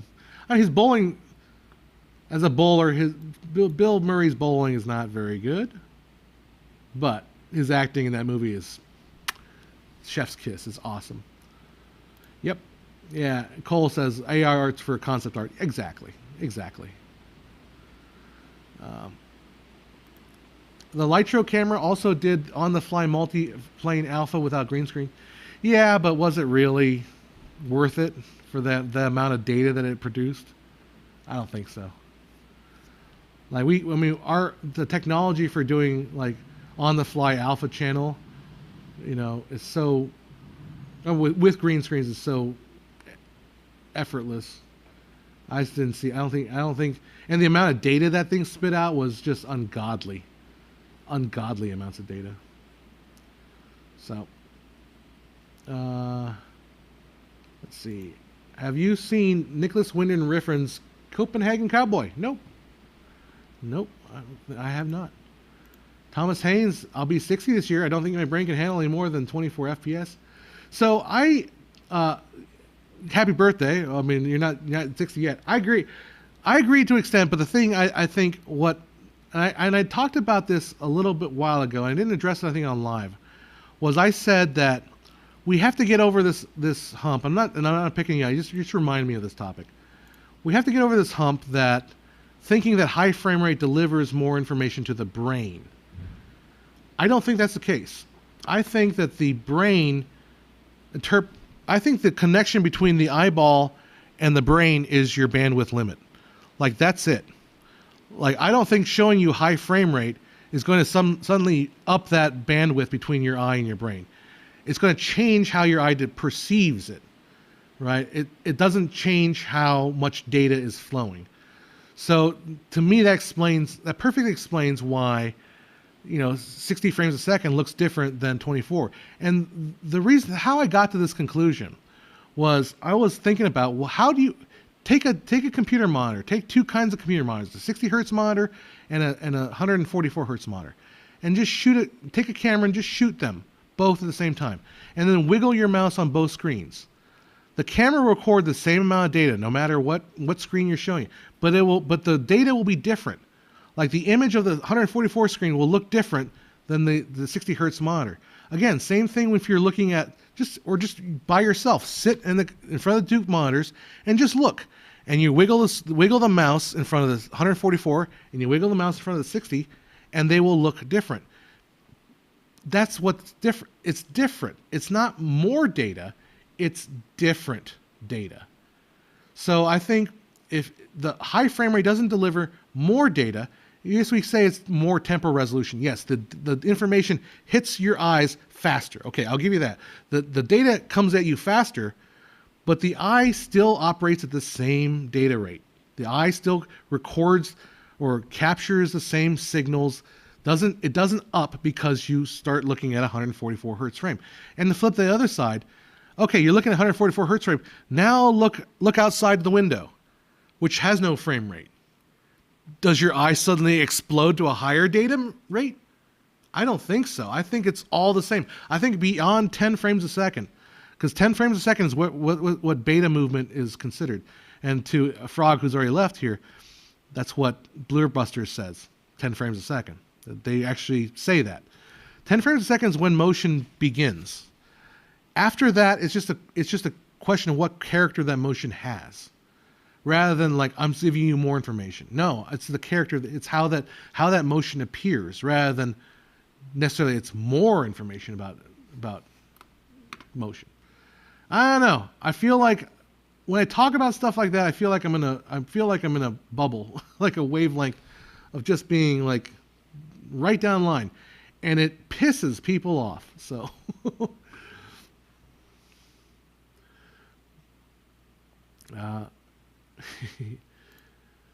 This is pertinent of nothing, but I just want to say how hilarious I find the Criterion Collection distributing Showa era Godzilla movies.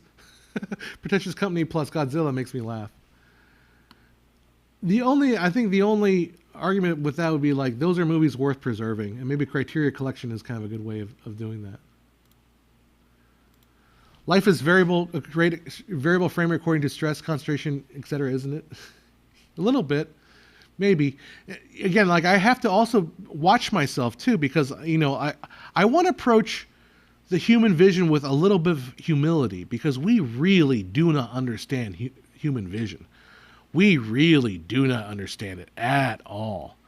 Like, we pretend we understand, but we do not. We barely have a functional mechanism for how we even judge motion and how the biology actually works. So I don't want to say that the data rate is always constant. It's 100%. Maybe if you're on caffeine, maybe the data rate goes up, and you're starting to. Maybe if you're doing a little bit of nose candy, and maybe you do.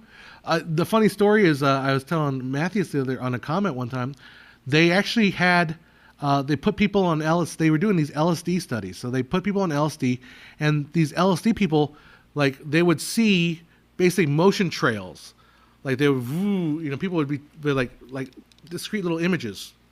So, and then they asked those LSD participants, like, okay, describe your experience while you're in LSD, and then I'm going to show you a film, and you tell me which experience seems the most familiar. It turns out when you're on LSD, the world kind of looks between 10 and 20 frames per second. That's what their study was. Now, this is back in probably in the 50s and 60s when you could still probably do LSD studies, but yeah. So I appreciate this conversation about frame rate that doesn't involve calling me a freaking boomer. I feel like I can express some little heavier thoughts about frame rate in a way that's a little bit maybe more. Oh, wait till the comments. Wait till the comments of this video finally publishes, or this live stream publishes. That's when I'll get the hate. Oh God, I'll get the hate nonstop. There will be a 4K remaster of The Abyss. That sounds fun. I haven't seen The Abyss in a long time. It's a good movie. How do you think the 1976 made-for-TV musical Peter Pan starring Mia Farrow was shot? Soap opera effect, but great. Probably with 76 would have been with video cameras. If it has that video, if it has that soap opera effect, it'd be live in studio. You see it today. Watch Hairspray live. You will get soap opera effect. I mean, it is 30 frames a second. I don't think they shot 60i. I think modern television production, I think, is mostly 30p. But they can.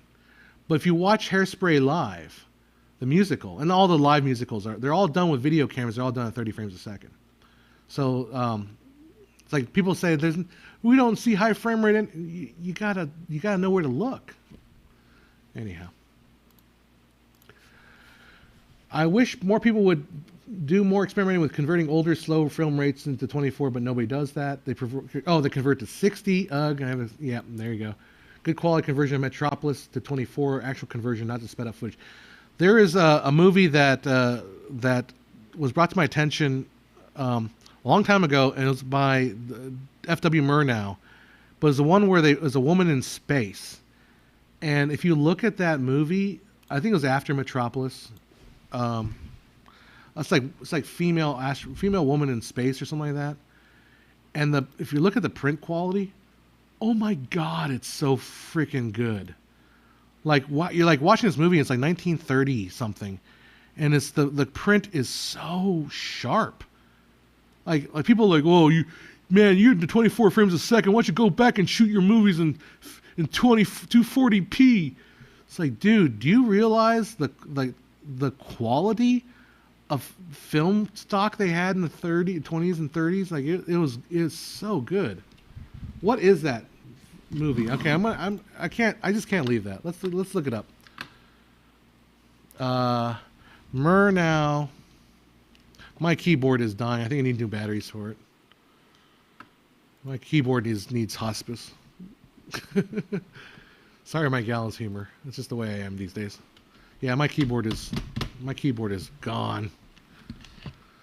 But if you guys can find it, it's the Murnau Woman in Space movie. Oh, there it goes. You just have to like rub the batteries to get a little bit of charge back in this thing. And it's still dead. There it goes. Murnau Woman in Space. Let's see if anything comes up. Guys, did you guys find it? Murnau movie. Not Hidden Figures. Oh, what is the name of the movie? Well, maybe it wasn't Murnau. Maybe it was somebody else I'm thinking of. You guys, does anyone know what I'm even talking about? Plan 9 from Outer Space. Woman in the Moon. Fritz Lang. I got them mixed up. Dang it, John. Woman in the Moon. I think that's the one. Let me just look it up real quick. Woman in the Moon. You're asking me to pull up these details out of my brain from like 8 years ago. in the Moon. I mean, I'm just joking. 1929, Woman in the Moon. Fritz, yeah, Fritz Lang. The print. If you look at some of the, there's a 4K print out there. I mean, just Google it. The quality is amazing. Like, oh, you think that Kubrick faked the moon landing?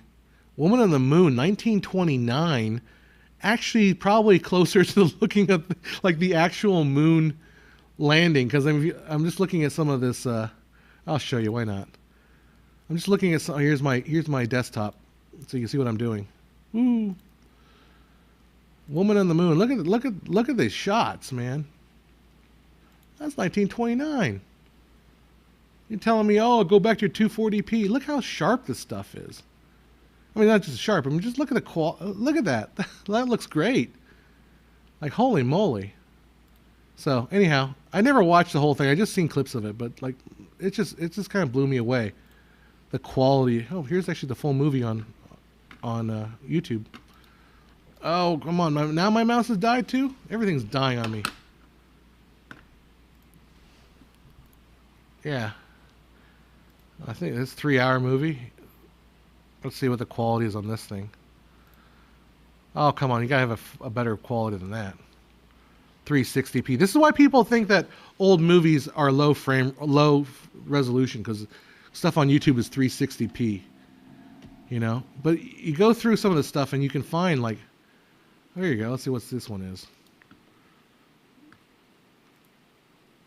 240. Come on. See, that's what I mean. People think, oh, low quality, low quality. All right, let's just type in the word 4K.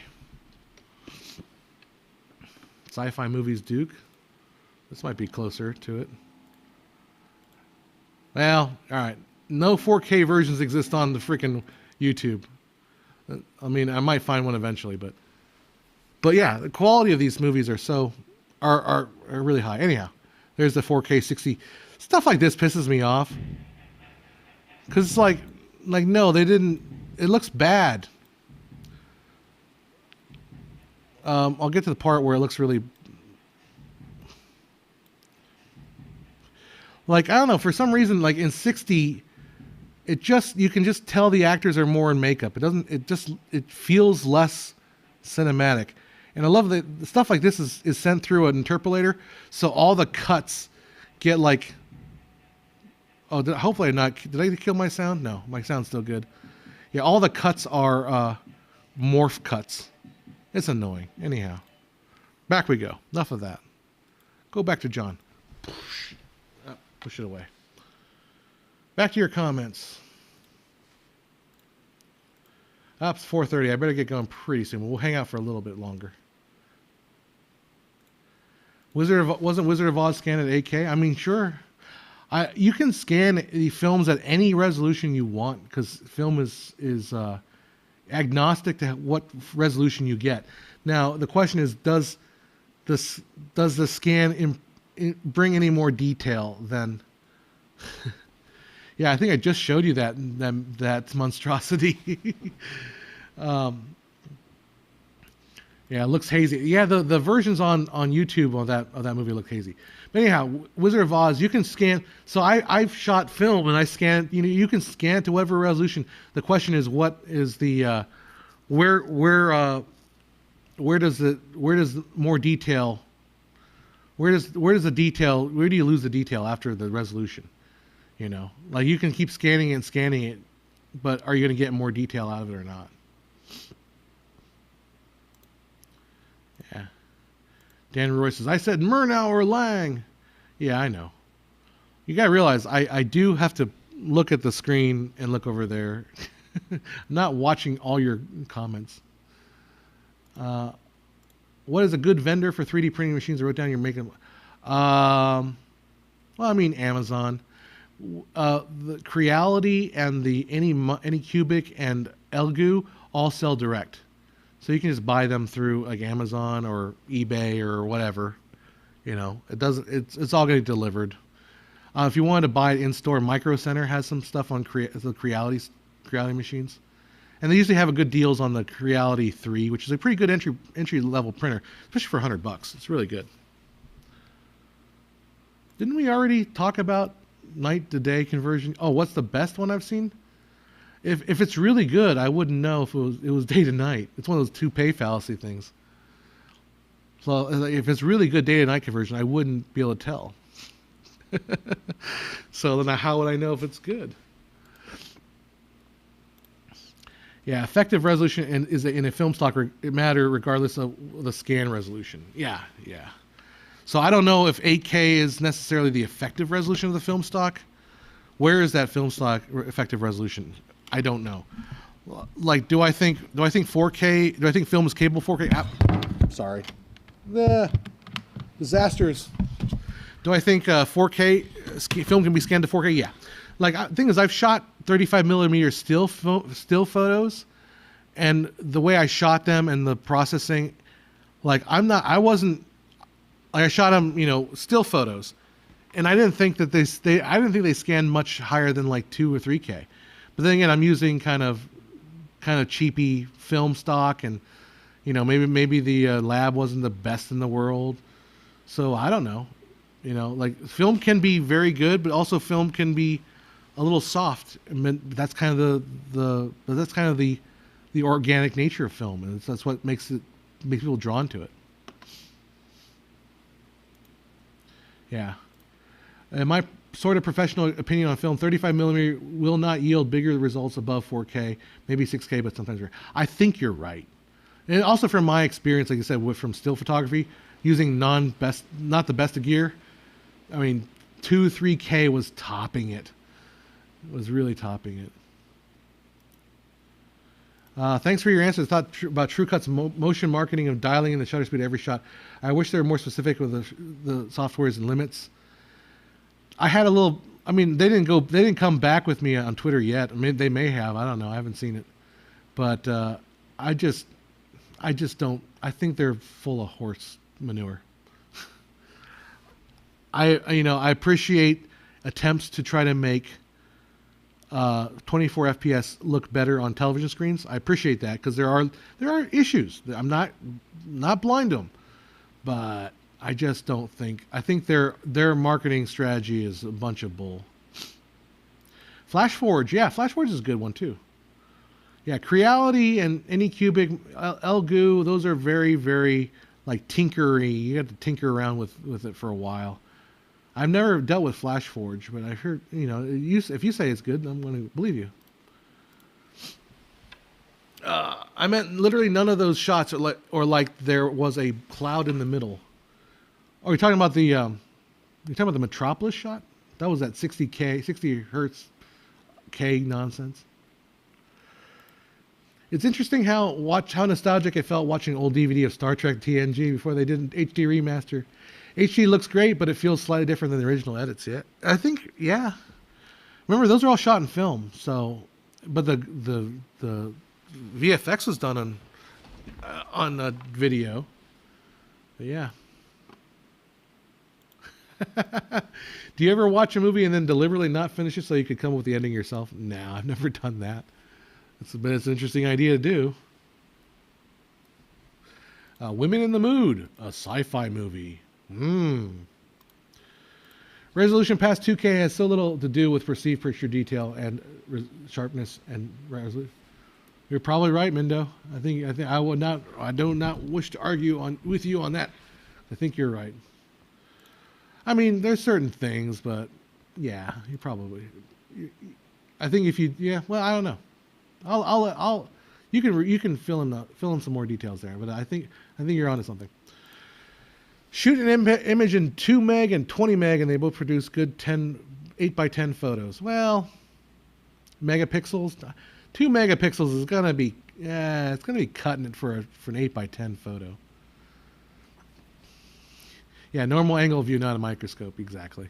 But I think 8x10 photo. Remember, 8x10s are like, talk about normal lens. We view the normal lens is considering 8x10 photo being viewed at 8x10 diagonal, so it's like 12 inches. So right about there, I think, especially with still photography, I think you're going to need more than 2 megapixels to handle an 8x10 photo. Maybe, is 20 megapixels probably overkill? Maybe, I don't know. But I don't think 2 megapixels will cover it. Yeah, mic drop moment. Yeah, that's true. It's been a while. The Titanic will be re-released in True Cut motion. Yeah, sure. I am not going to see that.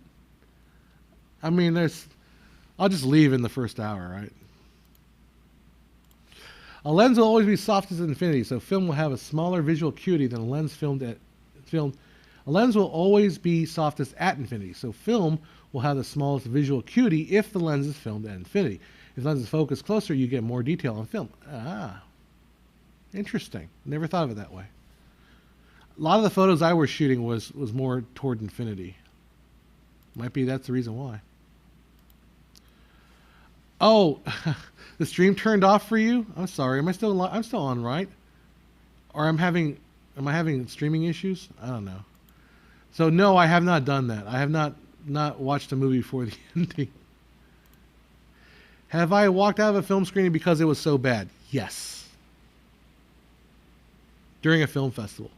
I'll tell you a story because it's fun. My favorite film festival I've ever been to was the Las Vegas Film Festival. My movie actually won Best Picture there, even though it was a short. So I'm like, cool. I got like they were basically one of those film festivals where everybody gets an award because the only way you got into the film is if you got an award kind of a thing. And so everyone was getting their awards, and then like okay, and I'm like, and I haven't gotten my award yet. I'm like, okay, well I guess I'm and the award for Best Picture of this festival goes to John Hess, Pitch Black. I'm like, oh, what? Really? Okay. So it was my favorite festival. But opening night movie was this documentary about downhill skiing. And it was so. It was basically like these guys made a documentary about skiing. I mean, a professional job, like ESPN level quality. But they were basically showing it to show it in front of an audience to get some feedback kind of thing. Well, I wasn't too terribly into it. But I was talked into this guy I was talking to before the screening talked me into saying, oh man, like my movie, I just made this movie for like next to nothing. I got my friends to rent a red camera. It's an important movie, man, about drug use and like social issues. Like, and here's the thing, like we couldn't play in the regular film festival, so we're playing right after the opening night premiere movie, man. You gotta stick. I'm like, okay, this guy sold me to stick around and watch his movie. And I watched it, and like, okay, the premiere night, full theater was full of people.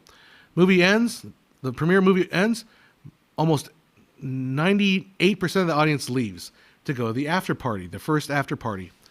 And then I stick around because I'm trying to support the guy, and I'm watching this thing, and it's just dog shit. Oh, I just swore. Absolutely horrible. Terrible movie. Writing was awful. Like anything, people like to drag on Hollywood movies for being bad.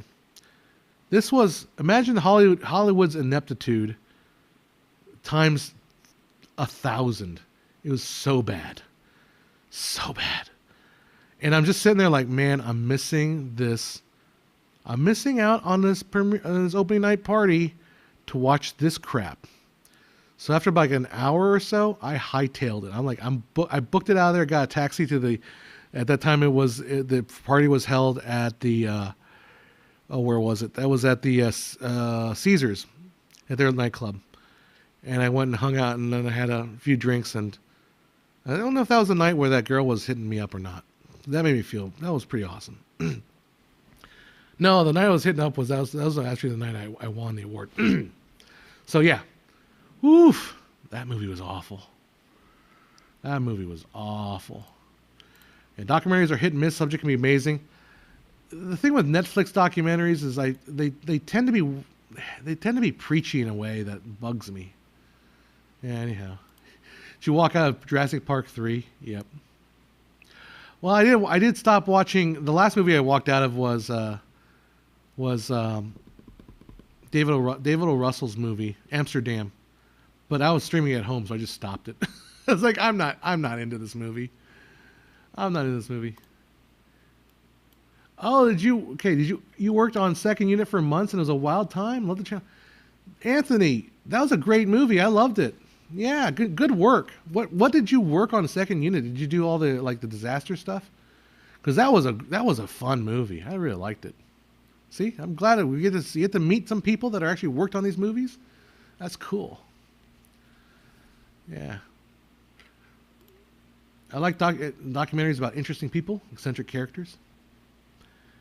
Yeah, I keep saying I want to see a film made, or at least a good documentary made, about the reality of silent era movies, because I think there's a great movie we made about it, but Babylon ain't one of them.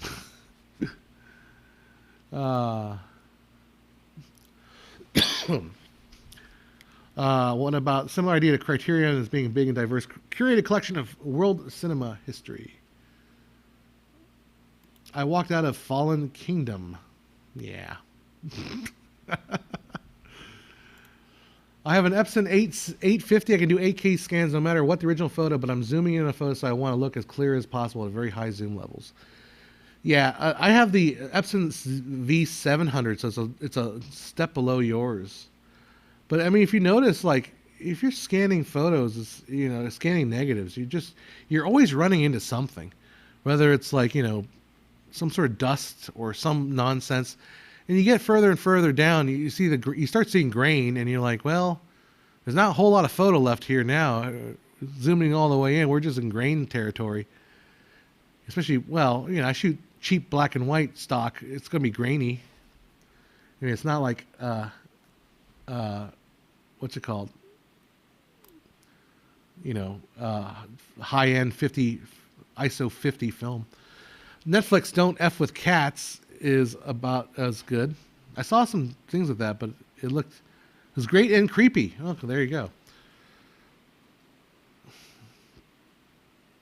Oh, if you were just scanning static photos, maybe that's the difference.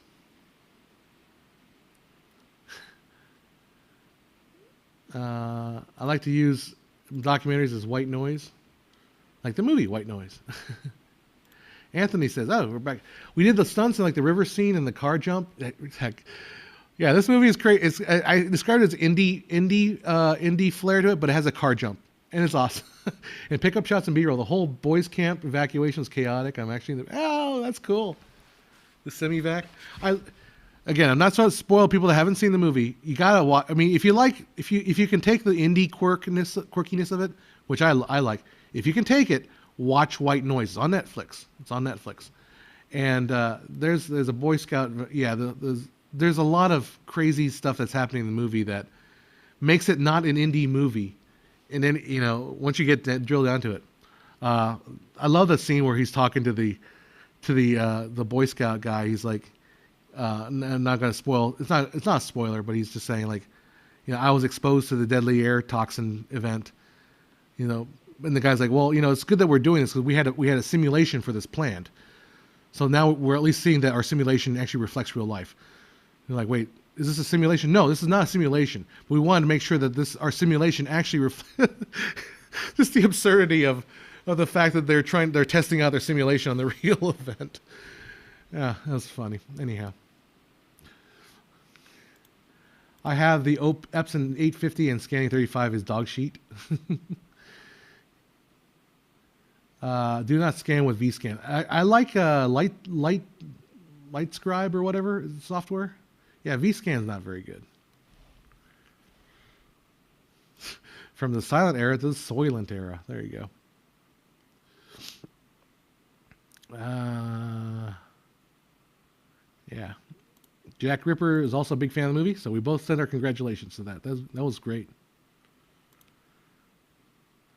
Why would you use a drum scanner? Man, who can afford a drum scanner in today's economy? I mean, drum scanners are obviously great but like no home photo chemistry guys have drum scanners. The effective resolution VScan scanners is a maximum of 24 DPI. That's generous. You get decent scans resolution with medium format and amazing results. Yeah, that's what I've kind of discovered. Is that I don't really care to shoot 35 millimeter film, but I like shooting 4x5 because the results are really great when I scan them. The cheapest way to do a 35 millimeter scan is a DSLR scan. Interesting. Yeah, so 70 millimeter would probably would be, yeah, 70 millimeter maybe you might get to 8K. Again, it all depends on the quality of the. I mean, 70 millimeter film would be pretty high quality. In my Nikon slide scanner, 60s Kodachrome slides give me raw equivalency of modern DSLR.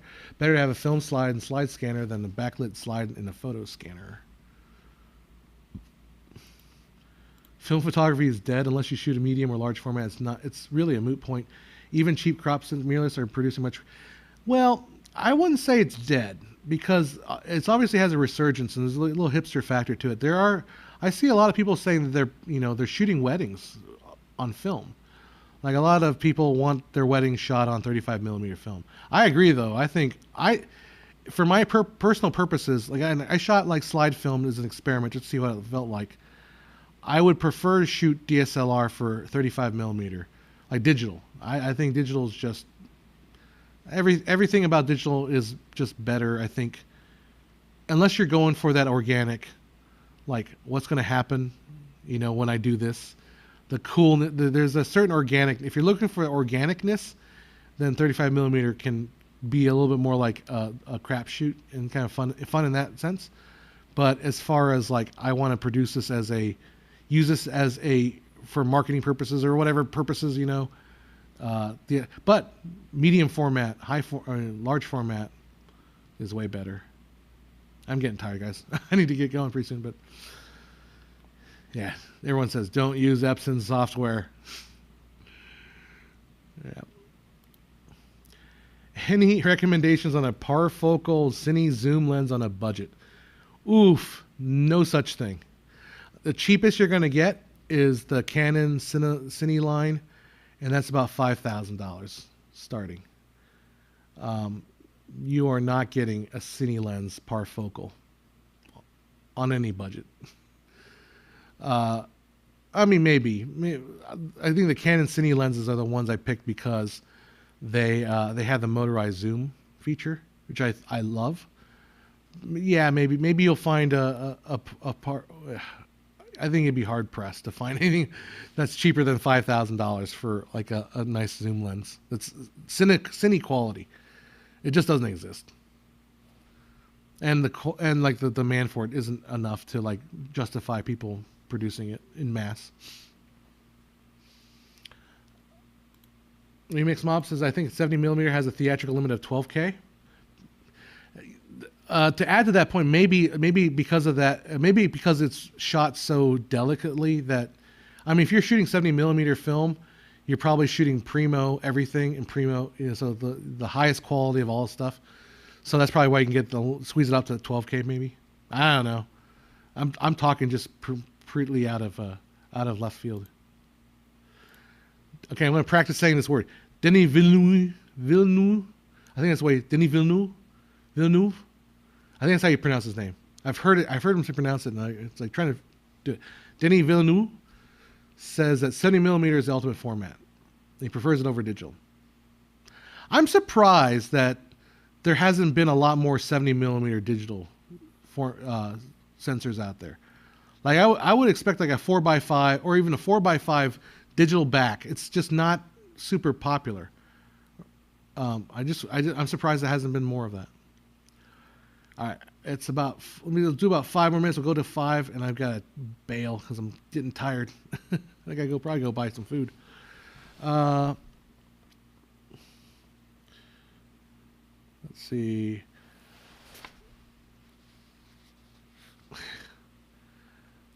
The films aren't all that great. It's more like they're because they have I think we're talking about Criterion Collection. I think it's more about. I feel like Criterion Collection, if I'm just going by the basis of their name, is that they collect films that they've deemed culturally important and of value. So not necessarily great movies, but movies that are like that have value that shouldn't be lost to time. Should be in a collection that people can buy. Essentially, their market is really towards cinephile crowds that allow like look. I'm never gonna watch that one movie Salo. I'm never gonna watch that movie. I'm sorry, not gonna do it. But I'm glad that Criterion Collection will keep that in their collection so that future generations may be able to go to Barnes and Noble and watch it. You know, pick one up and watch it. I don't know. Just want to say I saw The Whale, and though I liked it well enough, the decision to the 4x3 was utterly pointless and distracting. That's a shame. I didn't even know it was 4x3. Yeah, Remix Bob says, I wish they'd make 70 millimeters. I know. And I wish it would make like actual 4x5 sensors. There was some push toward like they make a digital back, like 4x5. Even medium format is in the realm of outrageous, like impossible to unless you have like $10,000 to drop on a body, you can't get a medium format digital camera. Why? It should be. Sallow is great. Are you missing out? Not my thing. Just I can't stomach stuff like that. That's why I don't want to watch it. Digital films are generally shot 2K if I'm not mistaken. Well, nowadays they've gone to 4K. But a lot of theaters are still projecting 2K too, so who knows? Criterion Collection is why the bonus feature is why I pick up the ones. Great interviews, conduct for releases. There you go. That's another reason. I remember when the RE put out their Alexa 65 they claimed there wasn't enough market to sell it, which is why it's rental only. And I also imagine too, I guess, the larger the sensor you make, the fewer you can print on a single silicon wafer. So I imagine, well, I don't even think, you probably couldn't even fit a 4x5 on a silicon wafer. So that might be an issue. So, like the reason why crop sensors came around is because they could fit a whole lot more sensors on a single circular disc silicon wafer than they could with a full frame. Like literally make a lot more cameras for the same amount of material. So I guess if you wanted to print a medium format or a large format sensor, you're probably only going to fit one on a wafer, and that might just drive the cost way. Instead of paying, if you buy a camera, you're basically paying for, 1/100th of the chip. Now you're paying for the entire silicon wafer. That might be why it's so incredibly cost prohibitive. Anyhow, that's what I'm saying. 2K DCPs are much cheaper than 4K DCPs, so that may explain why downsampling on a large-scale T projectors are also variable. There you go. I imagine too, like it's an economics thing. It's pronounced Villeneuve. There you go, Villeneuve. I'm filthy Anglo, and that's how I pronounce this. Jacques Villeneuve. I love Denny. Somebody on my comment section's like, hey, I'm sitting here with Denny Villeneuve, and he says hi. And I'm like, I don't know if this guy's probably pulling my leg, but I'm just going to go with it.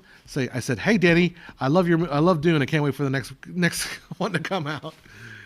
So if the guy was pulling my leg, no harm, no foul. If that really was Denny Villeneuve he was sitting with, then I just gave him a compliment. There you go. There are medium format digital backs. Yeah, but they're so expensive. Like the Hasselblad's always expensive, right? But like they're well over they're way more expensive, right? Let's take a look. Let's go see if you can find a B&H photo video. Let's see, medium format. Let's see how much it costs for a medium format camera. Or medium format back. Let's see. Medium format back. Like the Hasselblad medium format H6 is $6,595. I mean, and it goes up to Hasselblad 90X anniversary edition for $14,000. Hasselblad H6D 100C medium format DSLR camera, $32,995. Yeah, that's not really my range. I don't know. Does B&H have any digital backs, or you have to order those specially? Yeah, I'm not seeing any digital backs. Yeah, this stuff gets so dang expensive. And unless you're an ad agency, like just making these, doing $100,000 deals, I can't afford $32,000 for a camera body. Kodak. Ooh, the Kodak Vision 3 500T 60 millimeter film, 300 feet or $300 for 400 feet. Wow. Wow. That seems. I mean, I don't know how much film costs, but geez, that's a lot. It's less 75 cents a foot, right? Something like that. Yeah, greed of the studios. I don't know if it's the greed of the studios, but I think you have to be careful. You don't want everything in one place, because if you give everything in one place, then it's a monopoly, and monopolies are never good for markets. Monopolies are sort of the failure of markets, the failure of competition. So I think it's okay to have stuff spread around, but Patrick says, "Nah, I don't. You don't pronounce it that way. I know I'm French. How do you pronounce it then? Because I watched a video of him saying Denis Villeneuve. He doesn't pronounce the last few letters because he's French, right? Villeneuve. Is that how you pronounce it? I don't know. I gotta study that more carefully because I like him. Anyhow. Hey John, you talk about film. I love it. Is there an audio restoration IQ channel out there somewhere? I don't know of any. Your expertise is in sound, especially antique audio transfer restoration. Cool, good stuff. Let's see. All right, just call him Danny New Village. A second example is that the Villeneuve. Is that Villeneuve? Nah, I'm just joking, Denny. We all love you. He's not watching. I owned an unused trailer for Star Trek Nemesis on 35 millimeter film. That's kind of cool. All right, it is 5 o'clock. It is the witching hour. I need to get going so I can go get some food. It's raining like mad, man. Oh my Lord. So, all right, guys. Well, I will try to be on next week. We'll keep these live streams going next week. Probably not going to be a video next week. I'm going to be working on. Well, my class starts next week, but I need to work on. I do have a script prepared. I have a couple other smaller scripts I might do between the frame rate discussions because I don't want to be answering frame rate questions for the rest of my freaking life. But would I ever do just to answer your question, Matthias? Where's my mouse? I don't like to do partnerships. I don't like to do collabs with people because my time schedules are not predictable. So I think when they work with them and they work with me, oftentimes it's like they'll expect me to actually get a video out faster than I would actually make it out. But I think Mark from Blurbusters, I think it just has to be read without a bias against 24 FPS because I don't think he has one. But I am going to make a video on BFI. I'm going to utilize what he's written, what that site's written a lot as far as what they talk about. So anyhow, sometimes I hate copyright. I love copyright law. I will talk your ear off, Matthews. That's my other topic. Copyright law and frame rate are my two favorite topics to talk about. Nonstop. All right, it is raining cats and dogs. All right, great stream. Thank you, Jack. We'll see you guys next time. Filmmaker IQ, watch the video, and don't yell at the high frame rate proponents. They don't know what they are asking about. All right, guys. I'm tired. We'll see you guys. I'll stay dry. Take care. We'll see you later. Peace out. Make something great. Bye.